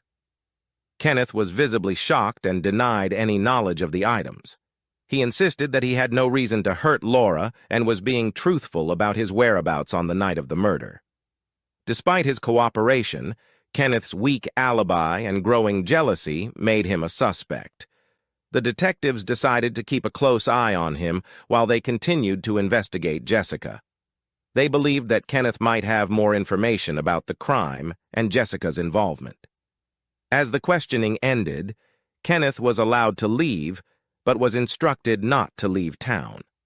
Detectives Johnson and Hernandez were determined to uncover the full truth, knowing that the evidence was leading them closer to solving the case. On June 20, 2010, the Sacramento police made a breakthrough in the Laura Samuel case. After carefully examining all the evidence, they identified Jessica Platers as the murderer. Jessica, a 32-year-old yoga instructor, had developed an unhealthy obsession with Carl Samuels, Laura's husband. Jessica believed that if Laura were out of the picture, Carl would be with her. The detectives pieced together how Jessica went about killing Laura. On the night of June 13, 2010, Jessica had gone to the Samuels' home. She knew Carl would be working late and Laura would be alone. Using a hairbrush, she brutally beat Laura, ensuring there was no noise to alert the neighbors. Jessica then staged the scene to look like a struggle, hoping it would mislead the police. Jessica's motive was her deep obsession with Carl and her desire to replace Laura in his life. She thought eliminating Laura would make Carl choose her. Additionally, she wanted to frame her own husband, Kenneth, for the murder, ensuring both her romantic rival and unsatisfactory husband were out of the picture. On June 20th, around 2 p.m., Detective Patricia Johnson and Detective Mark Hernandez went to Jessica's home to arrest her. The sky was overcast, reflecting the somber mood. Jessica was taken by surprise. She had been teaching a yoga class at Zenflow Yoga when the detectives arrived. When they informed her of the arrest, Jessica initially tried to maintain her composure, but soon broke down crying and pleading her innocence. The police handcuffed Jessica and escorted her out of the studio. The news spread quickly, and local media, including KC3 and Fox 40, covered the arrest. The community was shocked as they watched Jessica, a once-admired yoga instructor, being taken away by the police. Laura's family reacted with a mix of relief and sorrow upon hearing of Jessica's arrest. Carl Samuels was devastated by the betrayal, realizing that someone he knew and trusted was responsible for his wife's death. He struggled to come to terms with the loss and the horrific manner in which it happened. Laura's children, Ponderosa and Belita, were too young to fully understand, but they sensed the gravity of the situation. As Jessica was taken to the Sacramento Police Department, the detectives felt a sense of accomplishment. They had successfully identified and apprehended the person responsible for Laura's brutal murder. However, they knew the case was far from over as they prepared for the upcoming trial. The trial of Jessica Platers began on September 15, 2010, in the Sacramento County Courthouse. The prosecution, led by District Attorney Lisa Kakuro, a 45-year-old known for her sharp legal mind and strong courtroom presence, presented a compelling case against Jessica. Kokoro argued that Jessica's obsession with Carl Samuels and her desire to eliminate Laura as a rival drove her to commit the murder. She detailed the evidence, including the bloody gloves and the smartphone found in L Park, which connected Jessica to the crime scene. On the defense side, attorney Michael Rachmaninoff, a 50-year-old with a reputation for taking on challenging cases, argued that Jessica was innocent and framed by someone else. Rachmaninoff claimed that there was no direct evidence linking Jessica to the murder and that the police had not thoroughly investigated other potential suspects, including Kenneth Platers. He also suggested that the DNA evidence on the gloves could have been planted. During the trial, Laura Samuels' family sat in the courtroom, watching with heavy hearts. Carl Samuels, Laura's husband, appeared distraught, often holding back tears. Their children, Ponderosa and Vita, were not present, as they were too young to witness the trial's emotional intensity. Friends and community members who knew Laura described her as a loving mother and a dedicated professional, making the crime even more heartbreaking. The jury deliberated for 3 days. On September 25, 2010, they returned with a verdict. Jessica Platers was found guilty of first-degree murder. The courtroom was filled with a mix of relief and sorrow as the judge announced the verdict. Jessica showed little emotion, maintaining a stoic expression. Her plan to eliminate Laura and frame Kenneth had failed, and she now faced the consequences of her actions. During the sentencing phase, Laura's family members gave emotional statements. Carl spoke about the devastating impact of losing Laura and how it had affected their children. The judge sentenced Jessica Platers to life in prison without the possibility of parole. The sentence was seen as just by Laura's family, but it could never fully heal the pain of their loss. The verdict and sentencing had a profound effect on everyone involved. Laura's family felt a sense of closure, knowing that justice had been served. The community, shocked by the crime, began to heal, though the memory of Laura's tragic death lingered. Jessica's conviction sent a message that such a calculated and violent act would not go unpunished. After the trial, life slowly began to move on for everyone involved in the case. Carl Samuels, now a single father, focused on caring for his children, Ponderosa and Vita. He decided to move out of their Sacramento home, seeking a fresh start. They relocated to a smaller town nearby, where they could begin healing away from the painful memories. Carl took a leave of absence from his job at TechWave to spend more time with his children. He enrolled them in a new school and joined a support group for grieving spouses, finding solace in talking to others who had experienced similar losses. He also sought therapy for both himself and his children to help them cope with the trauma of losing Laura. Jessica Platers, now serving a life sentence without the possibility of parole, was transferred to the Central California Women's Facility in Chowchilla. In prison, she became isolated, with few visitors and little contact with the outside world. Her obsession with Carl and her misguided actions had led her to a life behind bars, far from the free-spirited yoga instructor she once was. Kenneth Platers, Jessica's husband, struggled to rebuild his life. He left Sacramento and moved to San Francisco, where he found a new job as a personal trainer at a different gym. He sought counseling to deal with his feelings of betrayal and confusion. Kenneth tried to move forward, but he remained deeply affected by the events and the realization that his wife was capable of such violence.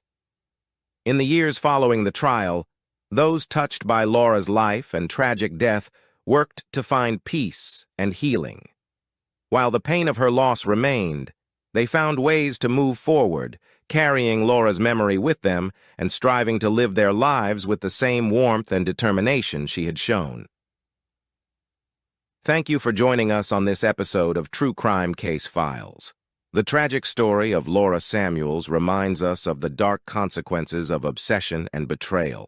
Stay tuned for more true crime stories, and remember, Always stay vigilant. In the scorching heat of a July afternoon in 2019, the veneer of suburban tranquility was brutally fractured, leaving an indelible mark on the community. The Hendersons, Thaddeus and Margot, found themselves at the epicenter of this calamity. Thaddeus, a 45-year-old investment banker, was renowned for his diligence and active role in the community.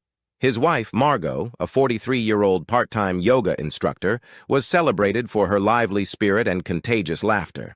They had been a prominent part of the community for over a decade, their seemingly idyllic union the object of admiration for many. The Coopers, Elaine, and her 19-year-old son, Liam, resided in the neighboring house. Elaine, a widow, and Liam, a college sophomore on summer break, had settled in the neighborhood 5 years prior. Despite their somewhat reclusive nature, they were generally held in high regard by their neighbors. No one could have foreseen the cataclysmic collision of these seemingly mundane lives. Thaddeus's life had been fueled by ambition. Born into a working-class family in the rural landscapes of Iowa, he had ascended the social hierarchy through sheer grit and an almost compulsive dedication to work. By his early 30s, he had carved out a niche for himself as an emerging talent in a financial firm. His colleagues respected his incisive analytical skills, and his clients appreciated his straightforward approach to wealth management. Margot, née Sinclair, had followed a different path. Raised in a household that cherished creativity and self-expression by a college professor and an artist, she pursued modern dance at university, nurturing dreams of a stage career. However, a knee injury in her final year thwarted these aspirations, prompting her to shift her focus towards yoga and wellness coaching. In the year 2003, their lives intertwined at a charitable event. Thaddeus, already prosperous but lacking refinement, was instantly captivated by Margot's vivaciousness and allure. For Margot, Thaddeus symbolized security and the assurance of a luxurious lifestyle that would enable her to chase her passions without monetary concerns. A year later, they exchanged vows in a grandiose wedding ceremony that became the topic of discussion among their acquaintances. The initial phase of their matrimony was filled with joy. Thaddeus's profession continued to thrive, and he reveled in offering Margot the lifestyle he believed she merited. Margot, in turn, dedicated herself to being the ideal corporate spouse, organizing dinner parties and participating in social gatherings that were vital for Thaddeus's professional networking.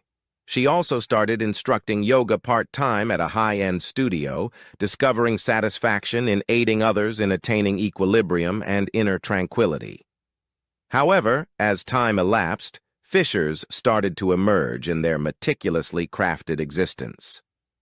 Thaddeus's working hours began to extend, his ambition driving him to pursue increasingly significant deals and clients. He seldom returned home before 9 p.m., and even when he was physically there, his thoughts were frequently elsewhere, incessantly checking his phone for emails or market news. As she neared her 40s, Margot found herself progressively discontented.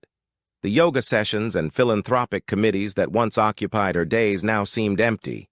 She started to reassess the decisions that had led her to this juncture, pondering if she had exchanged her aspirations for a golden prison.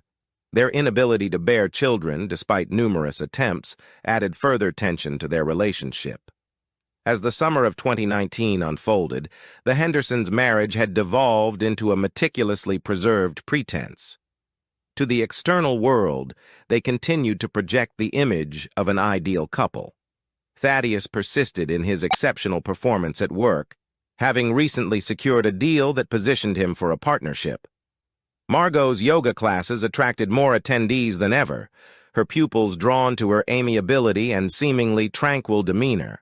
However, in the privacy of their home, they had become practically estranged.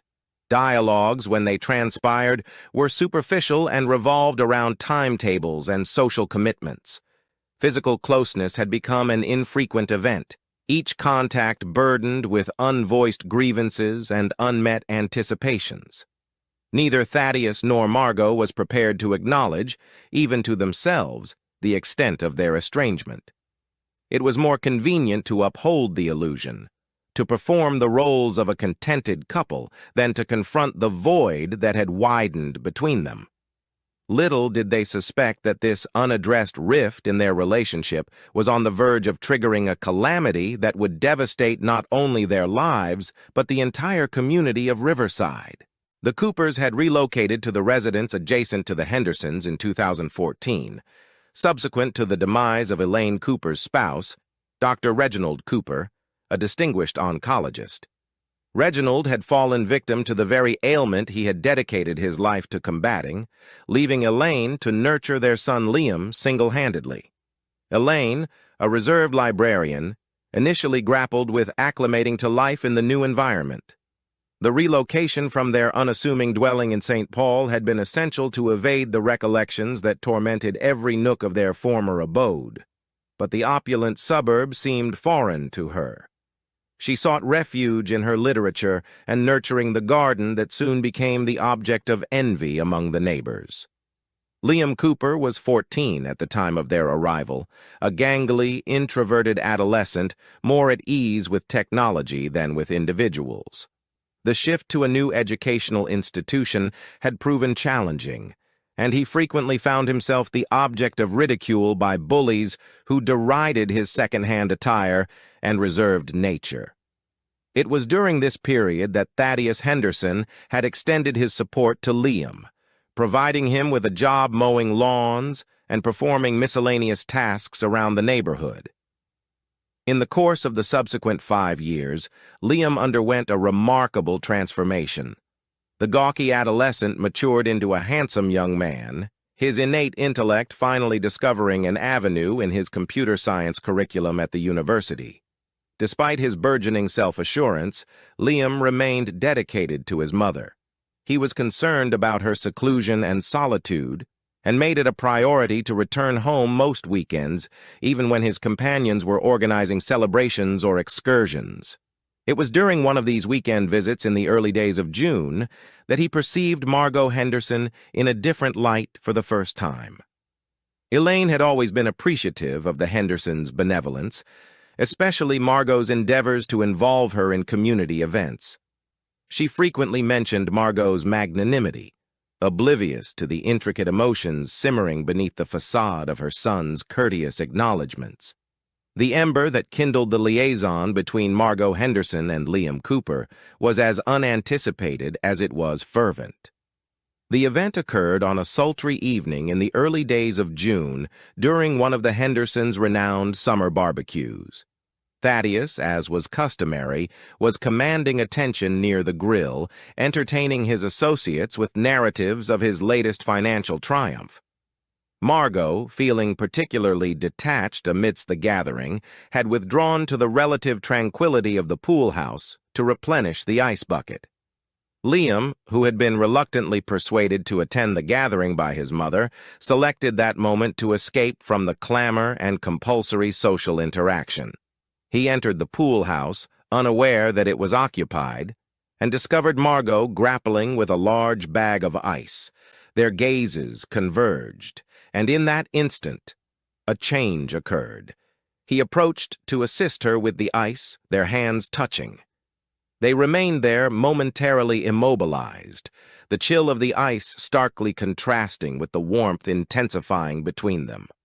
Margot was the one who shattered the silence, her voice husky as she expressed her gratitude. Liam, typically so eloquent, found himself faltering in response. That fleeting encounter established the foundation for what was to unfold. Over the ensuing weeks, Margot and Liam found themselves concocting excuses to spend time together. It commenced innocuously enough, Margot requesting Liam's assistance with her laptop, Liam volunteering to aid in her garden. Each interaction was infused with a subtext of attraction that they both endeavored to disregard. Their inaugural kiss transpired nearly a month subsequent to the barbecue. Liam had been assisting Margot in arranging for one of her yoga sessions in the park. As they concluded, an abrupt summer tempest erupted. They dashed for refuge under a nearby gazebo, chuckling and out of breath as the rain cascaded around them.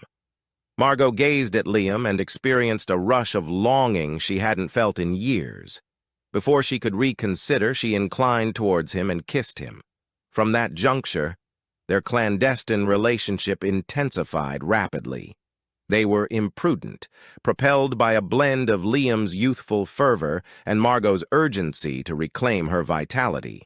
They convened in concealed locations around the vicinity, in the rear seats of the neighborhood cinema, in a secluded nook of the public library, and most precariously, in the Henderson residence when Thaddeus was occupied at work.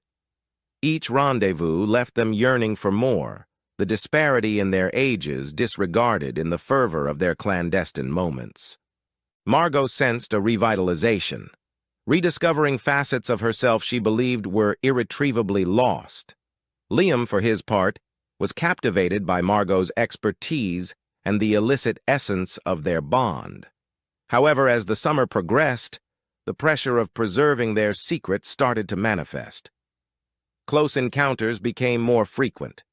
A neighbor nearly discovering them in a clinch, a dubious glance from Elaine when Margot's name surfaced excessively in discussions.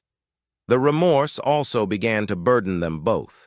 Liam grappled with the awareness that he was deceiving Thaddeus, a man who had been consistently benevolent towards him.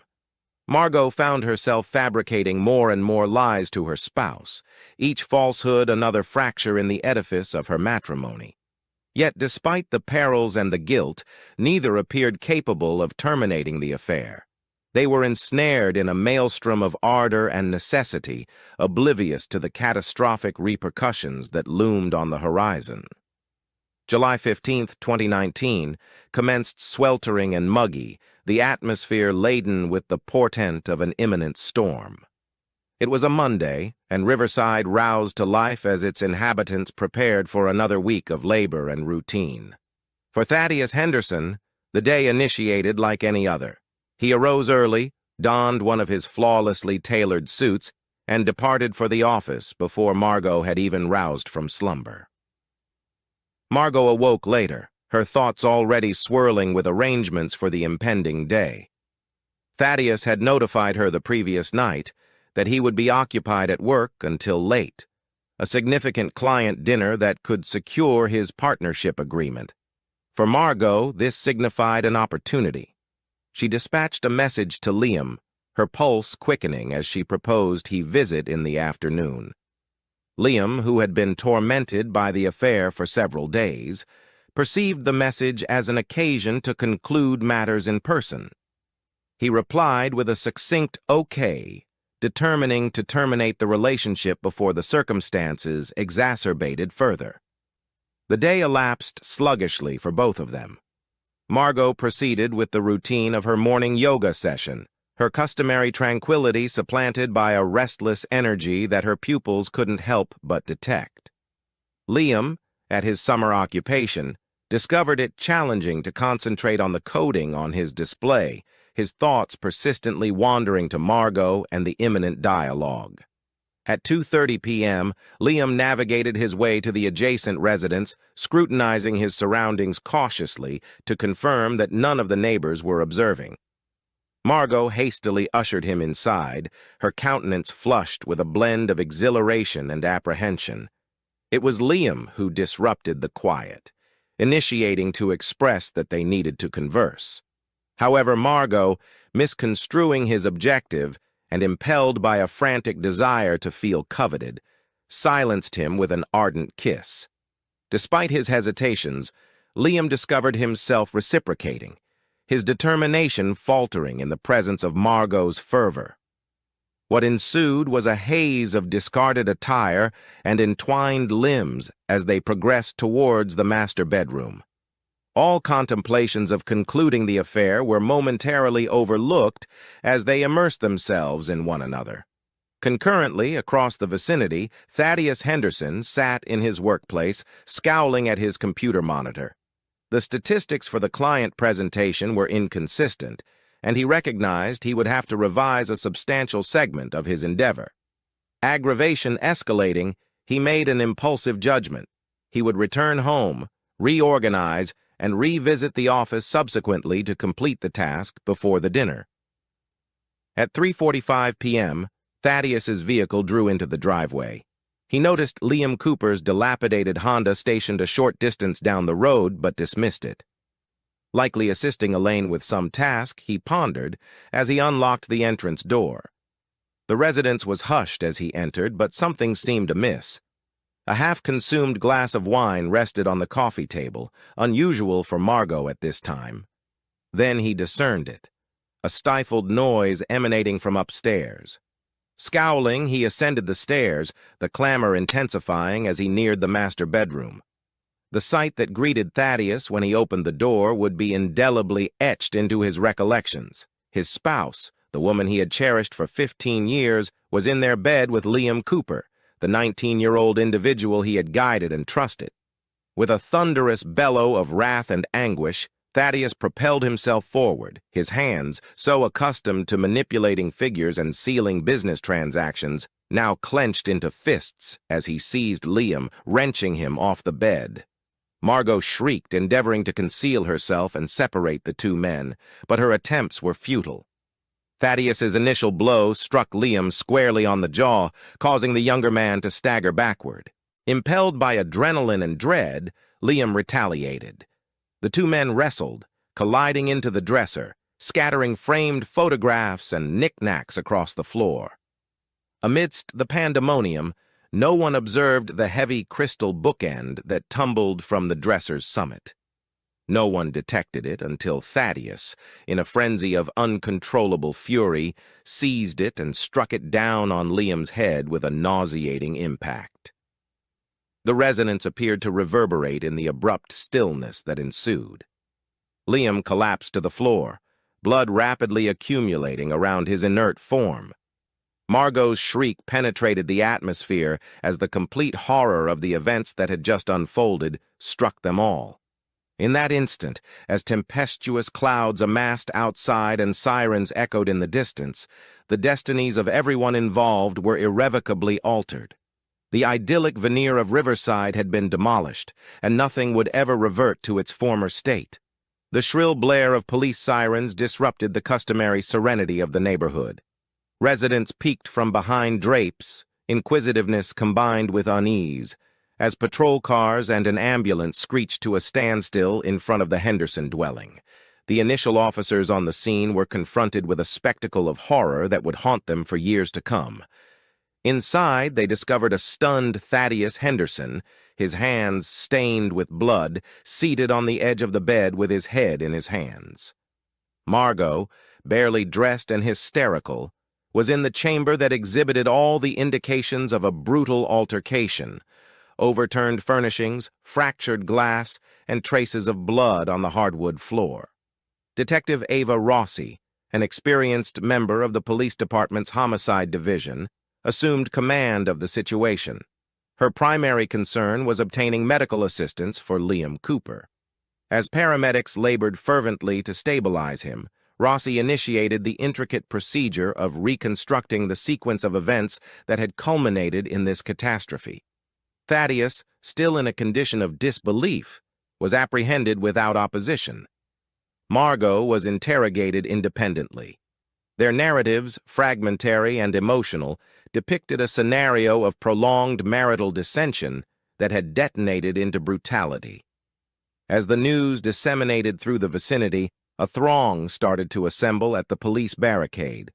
Among them was Elaine Cooper, who succumbed to sorrow upon learning of her son's critical state.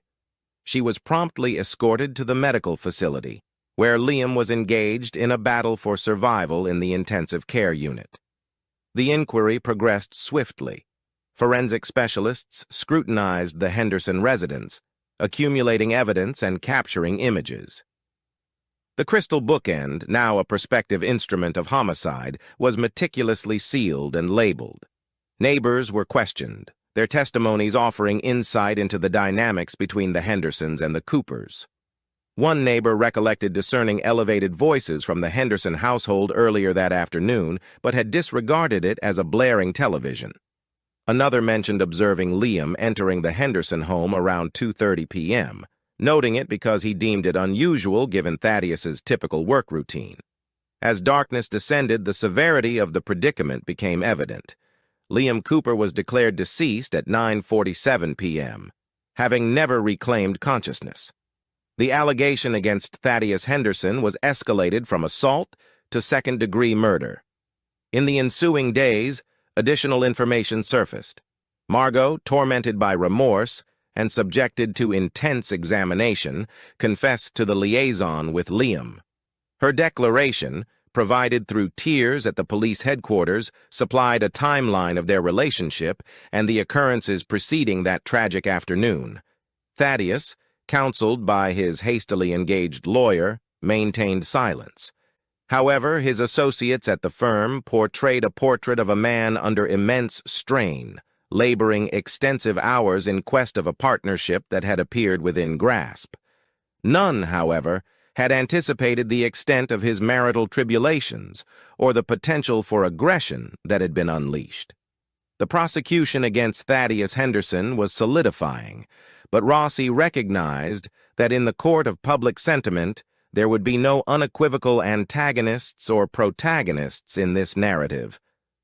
Only casualties, each in their distinct manner, of the secrets and deceptions that had ultimately surfaced in the most calamitous way imaginable. But no one could have foreseen the plot development that was about to unfold, a twist that would astonish everyone, including the Hendersons. The trial of the Hendersons commenced on a brisk autumn morning, half a year subsequent to the incidents that had jolted Riverside to its foundation. The county courthouse, an imposing edifice of crimson brick and pristine columns, was encompassed by journalists and inquisitive spectators. Inside, the strain was tangible as the judge summoned the court to order. Prosecuting attorney Veronica Talbot, esteemed for her incisive intellect and acerbic eloquence, delineated the state's argument in her inaugural statement. She depicted a vivid portrayal of Thaddeus Henderson as a man engulfed by fury and envy who had savagely assassinated a youthful man in the zenith of his existence. Talbot's expressions were deliberate yet influential, her gaze traversing the jury as she vowed to substantiate Henderson's culpability beyond any plausible uncertainty. Defense attorney Sterling retorted with a chronicle of his own. He depicted Thaddeus as a committed spouse and cornerstone of the society impelled to the verge by a deception of the profoundest nature. Sterling implied that the demise was a heart-rending mishap, the outcome of a disagreement that had escalated beyond control. As the trial advanced, a succession of witnesses assumed the stand. Forensic authorities testified regarding blood splatter configurations and the compulsion necessary to inflict Liam's lethal trauma. Neighbors recounted the occurrences of that day, and character witnesses vouched for the personalities and reputations of both Thaddeus and Liam. However, it was Margot Henderson's evidence that mesmerized the courtroom. Over 2 arduous days on the stand, she disclosed the deterioration of her nuptials and the progression of her bond with Liam. Her voice quivered as she recounted the instant Thaddeus had discovered them and the terror of observing the altercation transpire. Under cross-examination, Sterling endeavored to depict her as an adulterous wife whose deeds had propelled her husband to momentary madness. But Margot remained steadfast, acknowledging her role in the calamity while insisting that nothing vindicated Liam's death. Elaine Cooper's evidence was concise, yet potent. Still bereaved, she discussed her son's benevolence and his aspirations for the future, all curtailed in an act of brutality. Her tranquil poise in the face of unfathomable bereavement stirred numerous in the courtroom to tears. As the trial approached its conclusion, all attention focused on Thaddeus Henderson. Contrary to his attorney's counsel, he opted to testify. His evidence was a juxtaposition of contrasts, instances of ostensible contrition intermingled with glimmers of the indignation that had culminated in Liam's demise. He divulged the strain he had been subjected to at his occupation, the escalating estrangement in his matrimony, and the astonishment of uncovering his spouse's adultery. When narrating the altercation with Liam, Thaddeus asserted he had never intended to inflict severe injury, that he had merely lost command. As the trial advanced, expert witnesses from the realm of psychology were summoned to offer insights into the psyche of those implicated in the calamitous events. Dr. Cho elucidated that Thaddeus's conduct could be comprehended through the perspective of what psychologists label intermittent explosive disorder, distinguished by instances of brutal, hostile behavior disproportionate to the scenario. She alluded to Thaddeus's high-pressure employment, his unexpressed marital discontentment, and the shock of discovering his wife's infidelity as contributing elements to his aggressive outburst. However, under cross-examination, Dr. Cho acknowledged that while these factors could clarify Thaddeus's behavior, they did not pardon it.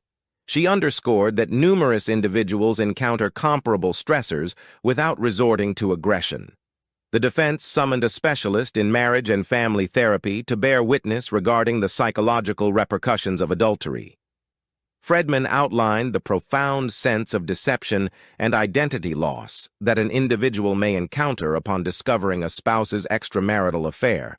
He compared it to a form of psychological trauma capable of activating acute emotional reactions. The psychological evaluations presented during the trial provided a multifaceted depiction of human conduct and inspiration.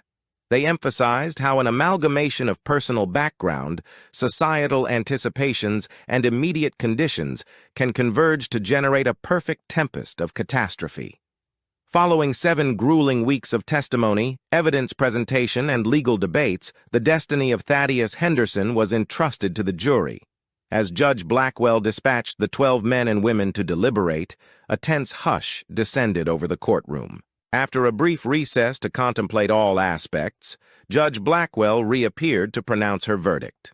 Referring to the brutal essence of the offense balanced against Thaddeus's absence of prior criminal background and the exceptional circumstances of the case, she condemned him to 18 years in state penitentiary with the possibility of parole after 12 years. As Thaddeus was escorted away in handcuffs, the complete gravity of the tragedy appeared to envelop the courtroom. There were no triumphant parties here, only lives irrevocably modified by a moment of fervor and a fleeting instant of brutality. Outside, as reports of the verdict disseminated, the crowd's responses were diverse. Some believed justice had been administered, while others contended the sentence was excessively severe or excessively lenient. But all concurred on one issue. The occurrences that had unfurled in Riverside would leave an enduring imprint on the community for years to follow. In the serene outskirts of Millbrook, a stone's throw from the thriving metropolis of Hartford, Connecticut, a horrendous act disrupted the tranquil suburban tranquility. On a cool autumn day in September 2018, the lifeless form of 17-year-old Sarah Thompson was found in the forest adjacent to her home, a discovery that instilled fear and unease among the locals. Veteran Detective Michael Carter, an experienced sleuth from the Hartford Police Department, was assigned to spearhead the investigation. Armed with his keen insight and relentless determination, Carter plunged into the labyrinth of falsehoods and duplicity enshrouding Sarah's homicide. Unbeknownst to him, this case would test his beliefs and compel him to grapple with the bleakest facets of humanity. As the inquiry progressed, initial doubts were cast on Sarah's stepmother, Amanda Wilson. Their strained bond was common knowledge among the neighbors, and Amanda's seemingly envious disposition towards her stepdaughter appeared to supply a reason for the crime. However, this seemingly simple case concealed a convoluted narrative of treachery, clandestine affairs, and lethal repercussions. The epicenter of this calamity was Robert Wilson, Sarah's stepfather, a distinguished entrepreneur and a revered figure in the community. Robert presented himself as the mourning paternal figure, offering solace to his spouse amidst their mutual bereavement. Yet, as Detective Carter would soon unveil, Robert's meticulously crafted veneer hid a network of falsehoods that would eventually result in his ruin. This chronicle recounts a homicide that fractured a family, questioned a detective's judgment, and disclosed the catastrophic outcomes of unbridled yearning and disloyalty. It stands as a sobering caution that often the most menacing predators lurk undetected among us, disguised as ordinary citizens in our very own localities. Sarah Thompson, a lively and gifted adolescent, met a heartrending demise merely weeks shy of her 18th birthday. Born to single-parent Amanda Thompson in 2001, Sarah matured into an intelligent and inquisitive girl, perpetually eager to absorb knowledge and traverse the world. From her formative years, Sarah exhibited a fervor for art and literature. Her educators frequently lauded her originality and perceptive compositions, identifying her as a pupil brimming with potential. Sarah's creative flair was showcased on the walls of her secondary school, and she had lately ventured into photography, seizing the splendor of nature in the forest behind her residence, the very same woods that would tragically become the location of her premature end. Despite her scholastic and artistic triumphs, Sarah's domestic life was far from idyllic. At the age of 12, her mother wed Robert Wilson, a prosperous local entrepreneur. While Sarah initially embraced the constancy that Robert introduced to their family, the rapport between stepdaughter and stepfather deteriorated as Sarah transitioned into adolescence. Companions and schoolmates portrayed Sarah as benevolent yet resolutely self-reliant. She boasted a close-knit circle of companions and was recognized for her stance against intimidation in school. Sarah's bond with her mother, Amanda, had always been intricate. As an only offspring, Sarah had been the focal point of Amanda's existence for years. However, Robert's entrance into their lives triggered a transformation in their relationship. Sarah frequently sensed that her mother favored her recent nuptials over their maternal connection, resulting in recurrent disputes and emotional detachment. In the weeks preceding her demise, those in Sarah's inner circle observed a transformation in her behavior. She grew more reserved, dedicating more time to solitude in her chamber, or meandering in the woods with her camera. Her artwork reflected somber subjects, and her usually diligent academic performance started to decline. Sarah's closest confidant, Emily, recalled Sarah appearing preoccupied and troubled. Yet, when queried, Sarah would dismiss apprehensions with a feigned grin and a diversion of topic. Unbeknownst to anyone at the time, Sarah had unearthed a secret that would ultimately cost her life. Driven by her pursuit of authenticity and innate inquisitiveness, she had discovered something that someone was prepared to eliminate, to conceal. Sarah Thompson's youthful existence, brimming with assurance and capacity, was extinguished just as she was on the verge of maturity. She departed, leaving behind a grieving society and an enigma that would rattle Millbrook's foundation. Robert Wilson, 45 years old at the time of Sarah's slaying, projected himself as the embodiment of suburban prosperity. An appealing and esteemed financial consultant, Robert had established a flourishing practice in Hartford, overseeing the finances of some of the city's most wealthy inhabitants. His refined appearance and self-assured manner made him a natural head figure in the community, partaking in the local Chamber of Commerce and mentoring junior soccer. Born into a blue-collar household in Boston, Robert ascended the social hierarchy through an amalgamation of allure, intellect, and relentless drive.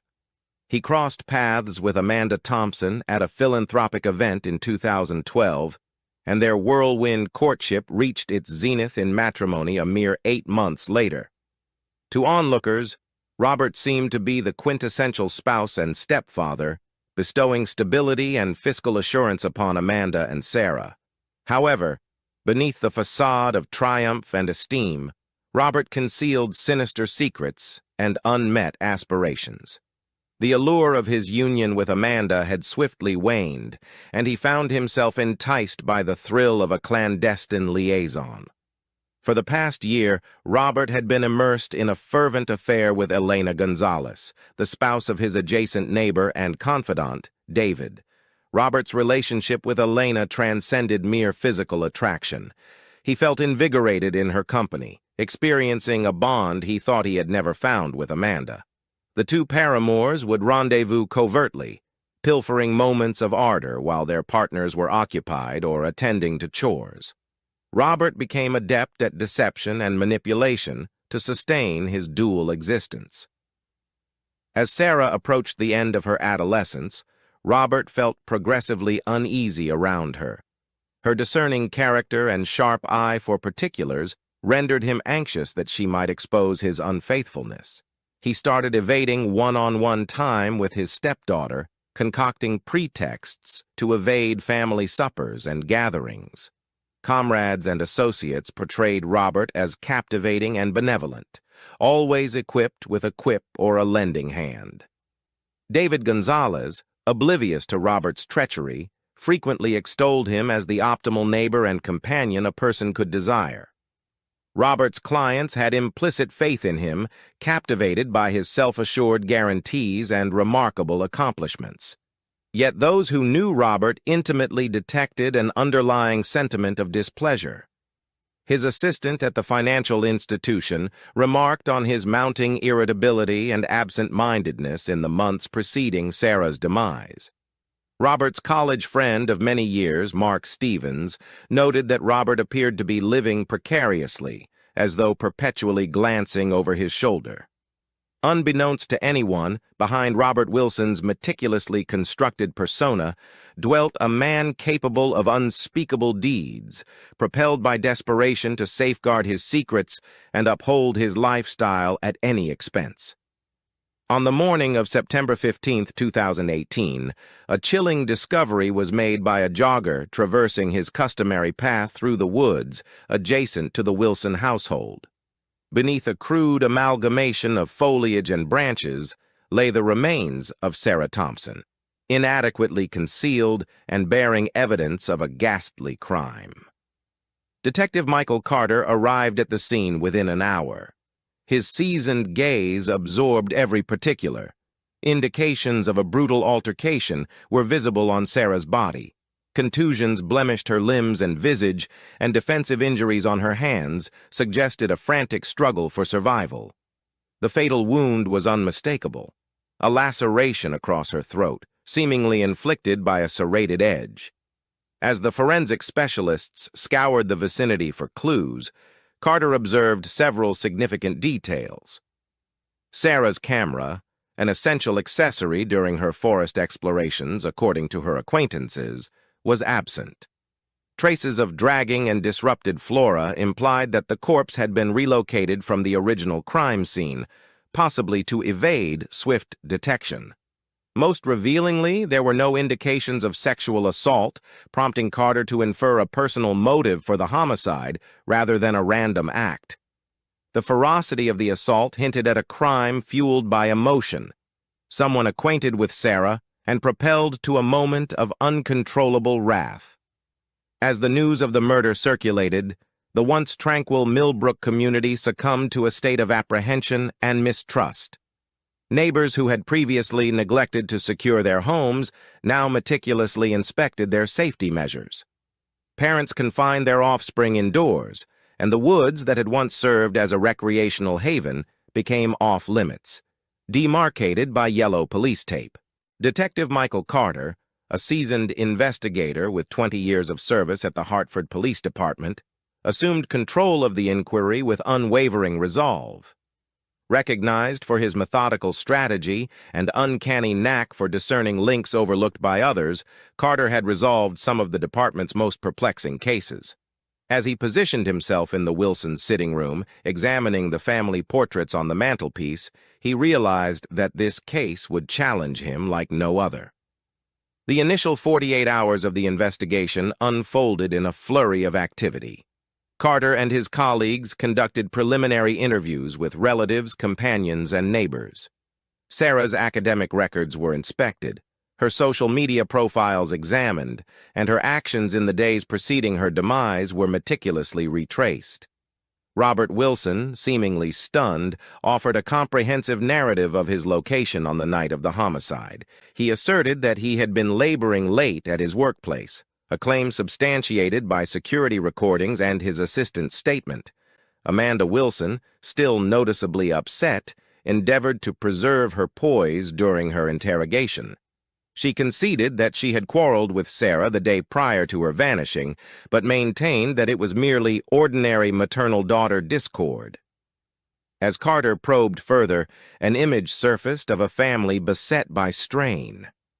Neighbors recounted recurrent disputes between Sarah and her mother, their elevated voices frequently resonating across well-groomed yards. Sarah's closest companion, Emily Chen, disclosed that Sarah had been progressively discontented at home, sensing confined and misconstrued. The forensic team's preliminary discoveries presented more puzzles than resolutions. Trace evidence discovered on Sarah's attire didn't correspond to samples obtained from Robert or Amanda. The murder weapon, presumably a hunting knife or comparable serrated blade, remained elusive despite an exhaustive exploration of the Wilson property and adjacent regions. A significant development transpired when Carter questioned Elena Gonzalez, the Wilsons' adjoining neighbor. Elena, visibly anxious during the conversation, mentioned that she had witnessed Sarah arguing with Amanda in the driveway the day preceding her disappearance. More intriguingly, Elena inadvertently revealed that Amanda had always appeared envious of her daughter's youthfulness and attractiveness. This data, combined with the turbulent domestic atmosphere and Amanda's uncertain alibi for the night of the murder, prompted Carter to concentrate his efforts on Sarah's mother. He hypothesized that accumulated animosity had ultimately erupted, culminating in a confrontation that proved fatal. As the inquiry entered its second week, Carter felt assured that they were pursuing the correct lead. He procured a warrant to examine Amanda's private possessions and correspondences, hoping to discover the pivotal piece of evidence that would unravel the case entirely. Nevertheless, a persistent uncertainty lingered in Carter's consciousness. Robert Wilson's composed disposition and impeccable alibi struck him as excessively orderly, excessively opportune. Unbeknownst to Carter, his intuition was guiding him towards a reality far more ominous than he could have conceived. As the inquiry advanced, all indications appeared to implicate Amanda Wilson as the principal suspect in her daughter's homicide. Detective Carter, impelled by the available evidence, commenced constructing a case against the 42-year-old homemaker with a turbulent history. Carter's squad unearthed a sequence of acrimonious text interactions between Amanda and Sarah in the weeks preceding the murder. In one particularly bitter altercation, Amanda accused Sarah of attempting to undermine her marriage, while Sarah retorted, labeling her mother a pitiful, envious elderly woman. These digital morsels seemed to substantiate the notion of a familial relationship that had reached its boiling point. Additional suspicion was aroused by Amanda's conduct following Sarah's demise.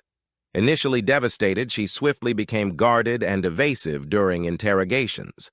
Her alibi for the night of the murder was feeble. She asserted that she had been at home alone viewing television, with no one to substantiate her account. An examination of the Wilson residence revealed a diary concealed in Amanda's bedside drawer. Entries chronicled her escalating animosity towards Sarah, bemoaning the girl's allure and the consideration she garnered from Robert. One unsettling passage stated, "Occasionally, I yearn for her to vanish. Our existence would be significantly improved without her incessant presence, her critical gaze." The prosecution against Amanda appeared to gain momentum when a neighbor reported witnessing her arrive home in the wee hours of the morning on the day Sarah's corpse was found. Amanda had no justification for this late-night venture, asserting she must have been sleepwalking, a condition she had never referenced before. As the circumstantial evidence accumulated, Carter experienced mounting pressure from his higher-ups and the press to apprehend a suspect. The community, paralyzed by terror, clamored for justice for Sarah. Amanda Wilson, once an object of sympathy, transformed into the object of public animosity and mistrust. Carter, despite his burgeoning conviction of Amanda's culpability, couldn't suppress a persistent reservation. Her despair and trepidation during interrogations didn't coincide with the methodical murderer he believed had perpetrated this crime. Nevertheless, armed with the evidence, he readied himself to make an arrest. On a drizzly Tuesday morning, 3 weeks after the discovery of Sarah's remains, Amanda Wilson was apprehended. As she was escorted from her residence in handcuffs, she vehemently declared her innocence, her pleas reverberating through the astonished neighborhood. Robert Wilson observed from the entrance, his countenance an inscrutable facade, as his spouse was seated in the rear of a police vehicle. Unbeknownst to Carter, in his quest for justice, he had been deceived by a masterfully executed deception, allowing the genuine killer to conceal his traces. The prosecution against Amanda Wilson appeared infallible, but Detective Michael Carter couldn't dispel the sensation that something was awry. It was a minor particular, easily disregarded, that ultimately directed him towards the truth. While scrutinizing security footage from establishments near the Wilson home, Carter noticed Robert's vehicle departing his office parking lot considerably earlier than he had asserted on the night of the murder. Intrigued by this inconsistency, Carter decided to delve deeper into Robert Wilson's existence. He re-interviewed Robert's associates and clients, focusing more closely on the man's actions and connections. It was during a discussion with Robert's assistant that Carter chanced upon a pivotal piece of data. Robert had been making recurrent unexplained visits to a cafe on the opposite side of town, invariably during his lunch hour. Surveillance of the cafe unveiled a shocking revelation. Robert was regularly encountering Elena Gonzalez, his neighbor's wife. The two exhibited a closeness that transcended amicable neighborly relations. Carter had exposed Robert's clandestine affair. Armed with this fresh knowledge, Carter sought another conversation with Elena. When presented with proof of the affair, Elena succumbed to her emotions, divulging the details of her connection with Robert. They had been romantically involved for over a year, seizing opportunities to be together whenever possible. Elena, consumed by remorse, confessed that she had lied in her prior testimony to shield Robert. The affair shed new light on Robert's alibi for the night of the murder. Elena verified that they had indeed rendezvoused that evening, contradicting Robert's assertion of working late. This disclosure demolished the meticulously crafted timeline Robert had offered. As Carter probed deeper into the relationship between Robert and Elena, he discovered a network of falsehoods and clandestine meetings. Bank statements indicated that Robert had recently inquired about transferring substantial funds offshore. Email correspondences suggested plans for a new life together, distant from their spouses and obligations. Detective Carter was now confronted with a distressing query. Could Robert Wilson, the bereaved stepfather, truly be Sarah's murderer? The motive remained unclear, but the flaws in Robert's immaculate facade were starting to emerge. Carter acknowledged that he had been so engrossed in Amanda's case that he had nearly overlooked the genuine narrative unfolding before his eyes. The decisive moment in the investigation originated from an unanticipated source.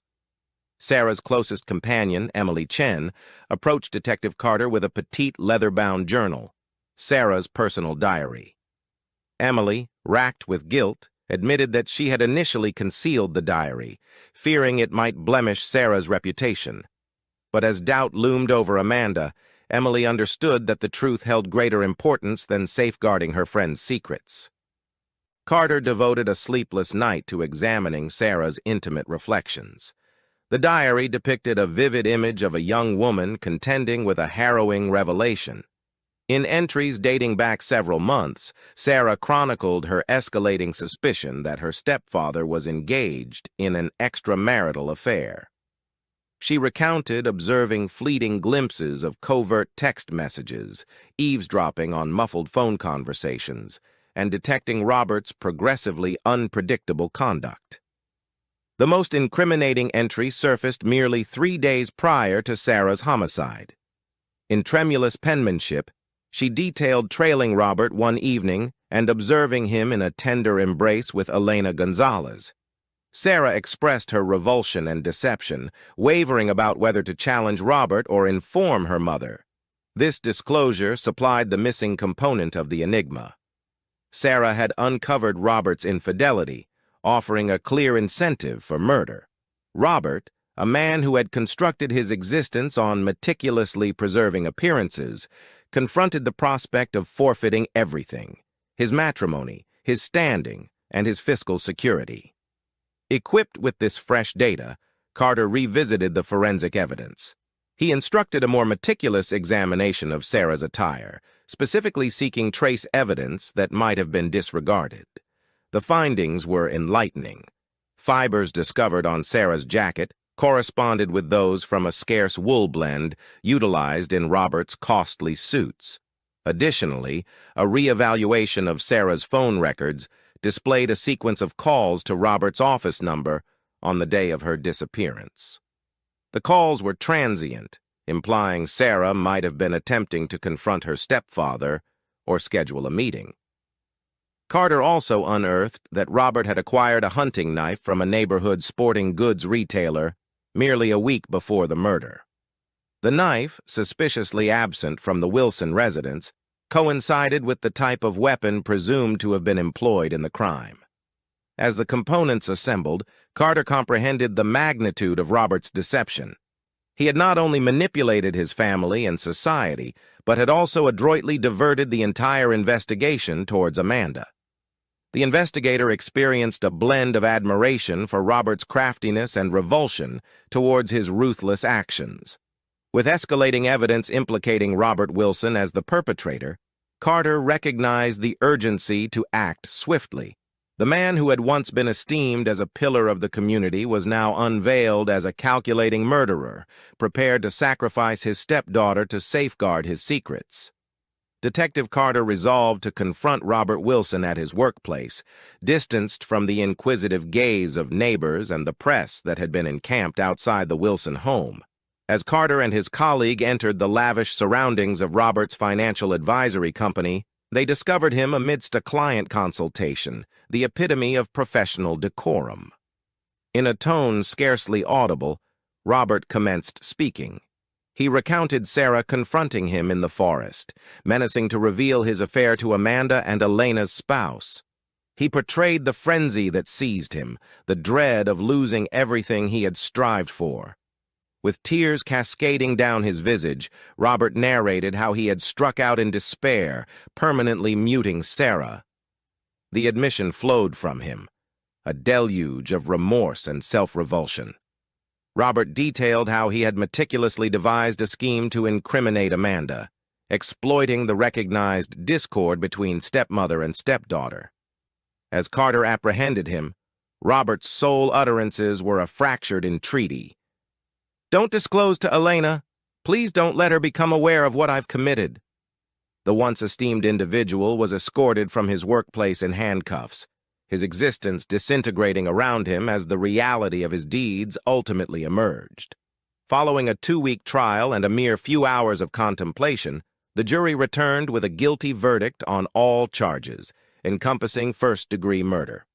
The judge, referencing the savage character of the crime and Robert's deliberate endeavors to mislead investigators, condemned him to life imprisonment without the prospect of parole. Justice had been administered, but for those whose lives had been devastated by Robert's actions, the injuries would necessitate considerably more time to mend. Ultimately, the case of Robert Wilson serves as a testament to the tenacity of the human spirit when faced with unbearable loss, the unwavering quest for justice, and the enduring capacity of a young woman's voice, even when hushed, to eventually disclose the truth. We find ourselves transported to the sunny state of Florida back in September 2003, where a tale of deceit and dual lives unfolded following the chilling murder of a dedicated wife and cherished community figure. This is the narrative of Emily Kenyon, a woman who met an untimely demise upon unearthing the sinister secrets harbored by her spouse. Emily Kenyon, a vibrant 37-year-old, resided in the heart of West Palm Beach, Florida. Renowned for her benevolence and compassion, she nurtured an unusual fondness for serpents. As a curator at a nearby reptile sanctuary, she tended to an array of snakes, from pythons and boas to the elusive green mamba. Emily's affection for nature extended beyond her scaly companions. She was an avid gardener, devoting much of her leisure time to nurturing her flora. A biology graduate from the University of South Florida, Emily crossed paths with Marlon Kenyon during her academic journey. The pair exchanged vows soon after Emily's graduation, settling into a quaint abode boasting a spacious backyard, an idyllic setting for Emily's garden and serpent enclosures. Emily maintained a close bond with her kin, particularly her junior sibling, Brian, an educator based in Orlando. An active participant in her neighborhood, Emily volunteered at the local animal refuge and played a pivotal role in coordinating philanthropic events. As a proud member of the West Palm Beach Garden Club, she frequently imparted her horticultural wisdom to her circle of acquaintances. Emily's vivacious spirit and eagerness to extend assistance endeared her to many. September 2003 marked a pivotal shift in Emily's existence. She stumbled upon a startling truth. Her husband, Marlon, was clandestinely wedded to another woman, Zara Pinnock, who, to Emily's disbelief, was her gynecologist. This bombshell left Emily reeling, prompting her to confide in her trusted friend and colleague, Robert Banjovac, a fellow serpent enthusiast. Robert, concerned for her well-being, counseled her to exercise caution. Emily, resolute in her pursuit of the truth, decided to confront Marlon about his duplicitous marriage. Amidst the upheaval, she persevered with her daily obligations, caring for her serpents and cultivating her garden. She even partook in a community fair, where she assisted with a serpent display and basked in the delight of the captivated children. Amidst these trials, Emily received another revelation. She was expecting a child. This revelation further complicated her emotional state, yet she remained hopeful about the future. She intended to visit her brother in Orlando to confide in him about her predicament and seek guidance. Regrettably, Emily never had the opportunity to disclose her intentions. Her life was brutally snuffed out before she could navigate the tumultuous waters stirred by Marlon's treachery. The morning of September 10, 2003, dawned in West Palm Beach under a gloomy sky, heavy with the promise of rain. At approximately 7:30 a.m., as Linda Ross, Emily Kenyon's neighbor, was out walking her dog, she noticed an unusual stillness in Emily's typically bustling garden. Driven by concern, Linda approached the backyard fence and was met with a chilling sight. Emily lay motionless near her beloved rose bushes. As Linda drew closer, her heart pounded with dread. Emily was sprawled face down in a crimson pool, the victim of a savage beating. A bloodied golf club lay ominously nearby. Overwhelmed with panic, Linda hastily dialed 911, her voice trembling as she relayed the horrifying scene to the operator. Within moments, emergency services descended upon the scene, confirming Linda's worst fears. Emily was deceased. The once tranquil neighborhood was now abuzz with police activity, as stunned residents peered from their windows, struggling to comprehend the tragedy that had befallen their community. News of Emily's demise spread swiftly, leaving the residents of West Palm Beach in a state of shock and sorrow. Local media outlets, including the Palm Beach Post, reported on the incident, and the police vowed to bring the perpetrator of such a heinous act to justice. At around 7:45 a.m., Detectives James Avery and Avery Brooks of the West Palm Beach Police Department arrived at Emily's residence, their keen senses heightened by the urgency of the situation. Detective Avery, known for his sharp instincts and unruffled demeanor, took command of the scene.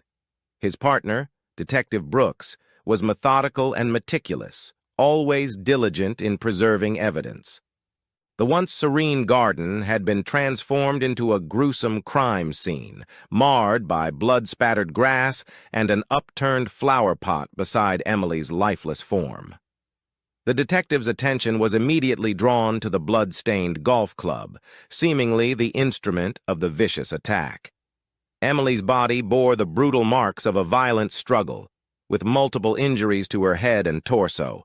The scene was one of chaos, with shattered flower pots and discarded gardening tools bearing testament to the ferocity of the assault. Forensic experts promptly arrived, meticulously collecting evidence such as the golf club, blood samples, and potential DNA traces. They methodically photographed the scene from every angle, ensuring no detail was overlooked. The crime scene unit also dusted for fingerprints on the golf club and surrounding surfaces. Detectives Avery and Brooks commenced their investigation by interviewing Linda Ross, the neighbor who had discovered Emily's body. Despite her shock, Linda provided a lucid account of her grim discovery. Her detailed and consistent statement aided the detectives in constructing an initial timeline of events. As the detectives delved deeper into the case, they scoured the neighborhood for potential leads. They engaged with the residents, inquiring about any unusual sights or sounds that morning. A few neighbors recalled hearing a heated argument the previous night, yet none could confirm having seen anyone entering or leaving the Kenyon property. Upon searching the house, the investigators found no signs of forced entry, suggesting that Emily might have been acquainted with her assailant. A thorough examination revealed no missing or disturbed personal belongings, effectively ruling out theft as a motive. Detectives Avery and Brooks recognized the urgency of the situation, as the evidence pointed towards a personal motive. They were resolute in their pursuit of the perpetrator behind this vicious crime. After meticulously reviewing the evidence, they prepared to interrogate those closest to Emily, beginning with her husband, Marlon Kenyon. The primary suspect in Emily Kenyon's murder was none other than her husband, Marlon Kenyon. At the age of 35, Marlon appeared to lead an idyllic life. He was a prosperous financial advisor in West Palm Beach and was renowned for his charisma and attractive appearance. However, Marlon harbored a sinister secret. He led a double life. In addition to his marriage to Emily, he was secretly married to another woman, Zara Pink, in Miami. Emily had uncovered this secret mere days before her murder, which had severely strained their relationship. Even more astonishing and unknown to both wives was Marlon's clandestine career as a gay adult film star, operating under the pseudonym Ash Ketchum. On the very day Emily's body was discovered, detectives James Avery and Avery Brooks summoned Marlon for questioning at the West Palm Beach Police Department. Despite his composed appearance, the detectives were determined to uncover the truth. "Marlon, can you account for your whereabouts last night?" "I was in Miami on business. I stayed at a hotel, and you can verify that." "Was Emily aware of your other wife?" "She had recently found out. It's been difficult for us, but I would never harm her." The detectives corroborated Marlon's alibi. He had indeed checked into the Hilton Miami downtown, a reputable hotel. However, the timeline remained dubious, as Marlon could have driven back to West Palm Beach, committed the crime, and returned to Miami. Despite his seemingly tranquil demeanor and alibi, Marlon's double life offered a compelling motive. Emily's revelation threatened to expose him, and he had much at stake. The detectives found Marlon's composure unsettling, as if he had rehearsed his responses. They persisted in questioning him about his whereabouts, his relationship with Emily, and his secret life. Marlon maintained his innocence, asserting that he loved Emily and would never harm her. The detectives were aware that they required more concrete evidence to establish Marlon's guilt. Although he was released, Marlon remained under close watch. Detectives Avery and Brooks persisted in their investigation into his background, hoping to unearth any incriminating evidence. They conversed with his colleagues, scrutinized his financial records, and even spoke with his second wife, Zara, who was equally shocked by the revelations. The case against Marlon was gradually strengthening, but the detectives were still in search of irrefutable proof. They remained hopeful that the ongoing investigation would yield the necessary evidence to bring Emily the justice she deserved. The second individual suspected in Emily Kenyon's murder was Zara Pink, the other wife of Marlon Kenyon. Zara, a dedicated 30-year-old gynecologist, was admired for her devotion to her patients at a Miami clinic. She was known to be compassionate, diligent, and highly regarded in her profession. Unbeknownst to her, she was entangled in Marlon's secretive double life. When detectives James Avery and Avery Brooks contacted Zara on September 12, 2003, she was about to be confronted with the truth about Emily's murder and Marlon's duplicity. She had been completely unaware of Marlon's other marriage. The detectives traveled to Miami to speak with Zara at her clinic. Upon their arrival, Zara welcomed them into her office, looking visibly distressed and pale. Zara's genuine reaction and willingness to cooperate made it clear that she, too, had fallen victim to Marlon's deception. She provided the detectives with Marlon's schedule and any pertinent details she could recall about his behavior in recent weeks. Despite her shock and sadness, Zara maintained her composure. She explained that she last saw Marlon on the evening of September 9th, when he left their home under the pretense of a business trip in Miami. Zara had no reason to doubt him, but now she felt an overwhelming sense of betrayal.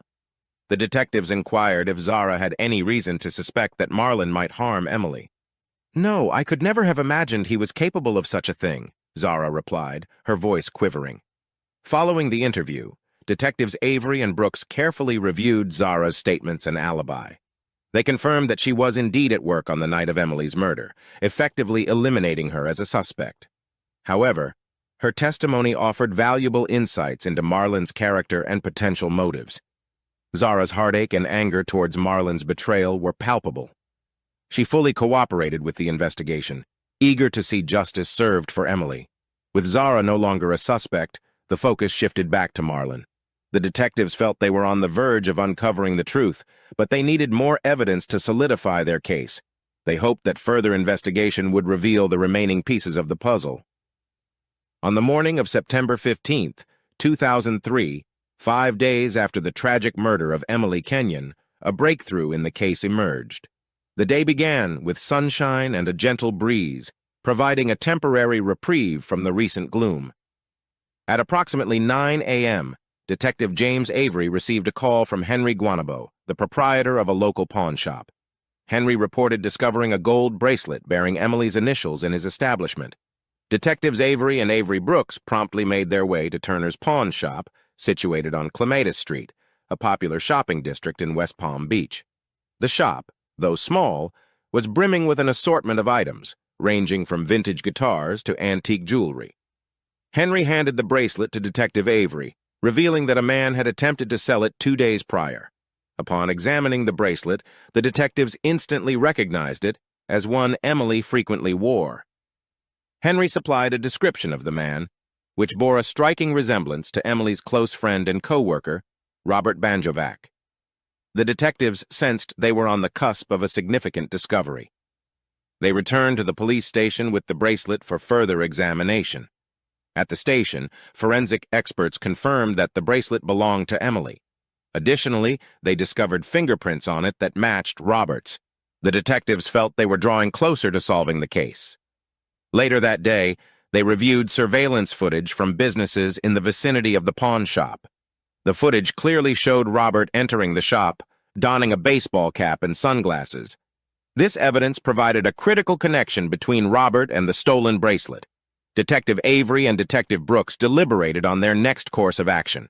They resolved to bring Robert in for questioning, hoping that the compelling new evidence would pressure him into confessing. The third individual suspected in Emily Kenyon's murder was Robert Banjovac, a 49-year-old close friend and colleague of Emily's in the snake-collecting community. Robert was known for his enthusiasm for reptiles and his deep, unrequited love for Emily.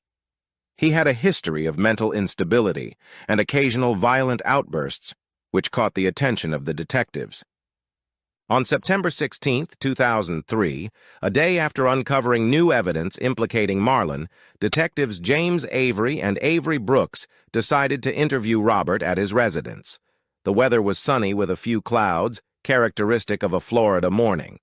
Robert lived in a modest home filled with snake terrariums and reptile-related memorabilia. Upon their arrival, the detectives noticed Robert's nervous demeanor. He was a tall, slender man with glasses, appearing anxious as he led them into his living room. Robert and Emily shared a close bond, fostered by their mutual love for snakes.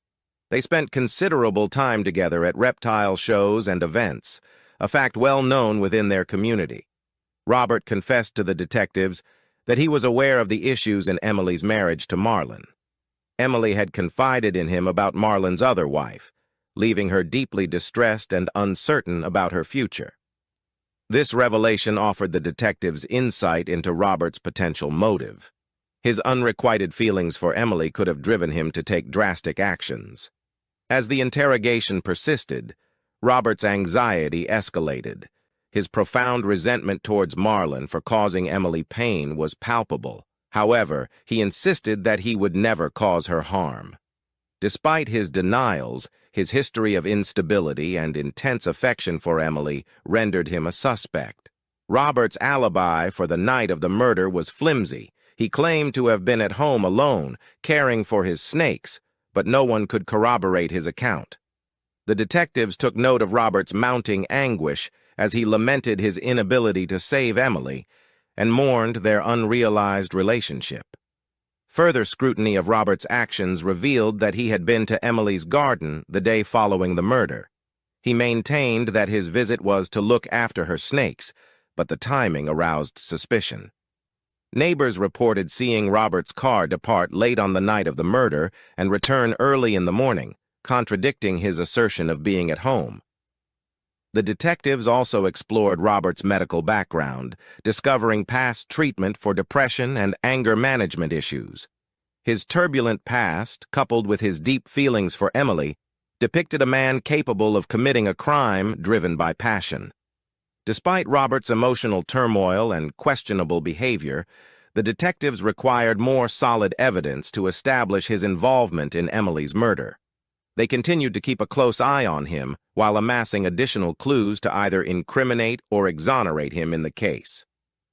The turning point in Emily Kenyon's murder case occurred on September 18, 2003, when detectives James Avery and Avery Brooks unearthed crucial evidence. The morning was overcast and muggy, typical of late summer in West Palm Beach. The detectives had been relentlessly piecing together clues to identify the killer. The new evidence surfaced from an unexpected source: security camera footage from a neighbor's property. The camera, installed to surveil the neighbor's yard, had inadvertently captured part of Emily's backyard on the night of the murder. The footage revealed Marlon Kenyon entering the backyard with a golf club and subsequently leaving with blood-stained clothing. Detectives Avery and Brooks examined the footage, realizing they had obtained the evidence they needed. The footage undeniably placed Marlon at the scene of the crime with the murder weapon. The detectives prepared for Marlon's arrest, knowing it would be a pivotal step in securing justice for Emily. At 3:00 p.m., under a gloomy sky, the detectives arrived at Marlon's office. Marlon was in a meeting discussing financial strategies with clients. The detectives waited in the reception area, observing him through the glass partitions. Marlon appeared self-assured and poised, oblivious to the impending upheaval in his life. When the detectives entered the room and announced his arrest, Marlon's reaction was one of disbelief and fury.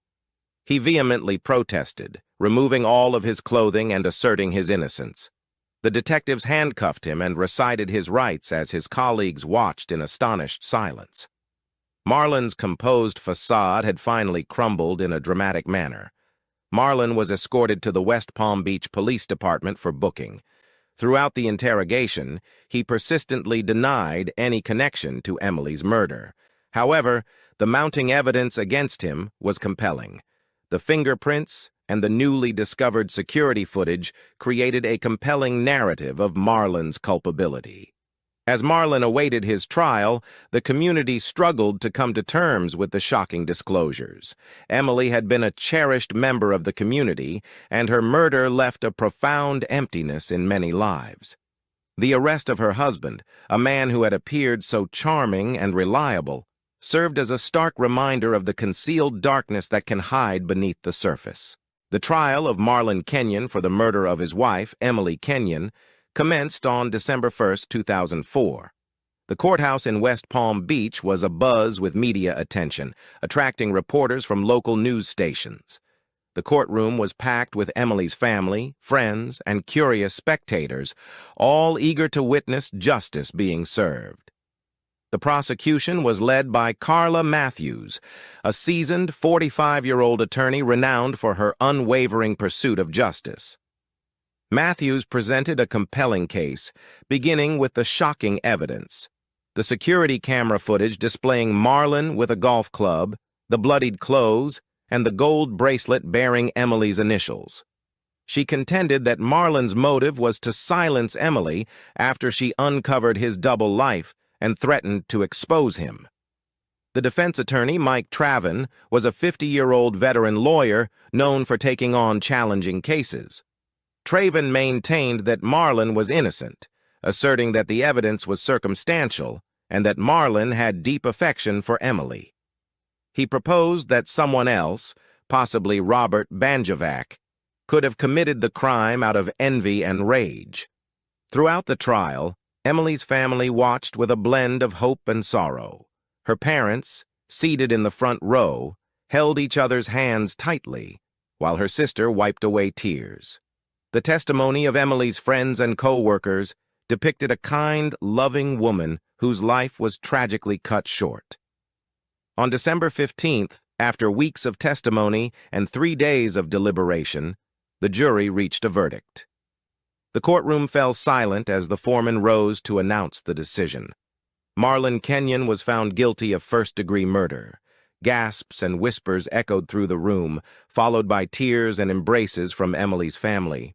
Marlon was sentenced to life in prison without the possibility of parole. Addressing the court, Emily's brother underscored the severity of Marlon's treachery and the profound effect it had on his family and the community. As Marlon was escorted away in handcuffs, his once self-assured demeanor was replaced by a vacant expression. The verdict and sentencing provided a sense of justice for Emily's family and friends. While the anguish of losing her would never completely heal, they found comfort in knowing that Marlon would be held accountable for his crime. The community, too, experienced a degree of relief, as the conclusion of the trial signified the end of a dark era. Following Marlon Kenyon's sentence of life in prison without parole, those involved in Emily Kenyon's case gradually began to move forward. The trial, which had ended in December 2004, left a lasting impression on everyone. Emily's family grappled with her absence. Her parents found solace in their community and the support of friends, establishing a scholarship fund in Emily's name at the University of South Florida to aid aspiring snake enthusiasts in pursuing their dreams. Zara Pink, Marlon's second wife, faced a different kind of hurdle. Shocked and heartbroken by Marlon's deceit and crimes, she chose to leave West Palm Beach and return to her hometown of Trenton, New Jersey. Robert Banjovac, Emily's close friend and colleague, deeply struggled with her passing and his brief status as a suspect. After the trial, Robert sought therapy to cope with his grief and mental health issues. He also continued to care for Emily's snakes, ensuring her legacy lived on through their well-being. Marlon Kenyon, now serving his life sentence, remained largely silent.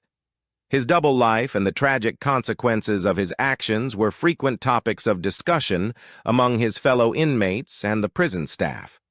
His downfall served as a cautionary tale about the destructive power of secrets and lies. Emily Kenyon's tragic death had a profound impact on everyone involved. While justice was served, the pain of her loss persisted. The community's efforts to honor her memory and support each other demonstrated the resilience and strength that emerged in the wake of such a devastating event. Emily Kenyon's life was tragically cut short by the deceit and desperation of those she trusted most.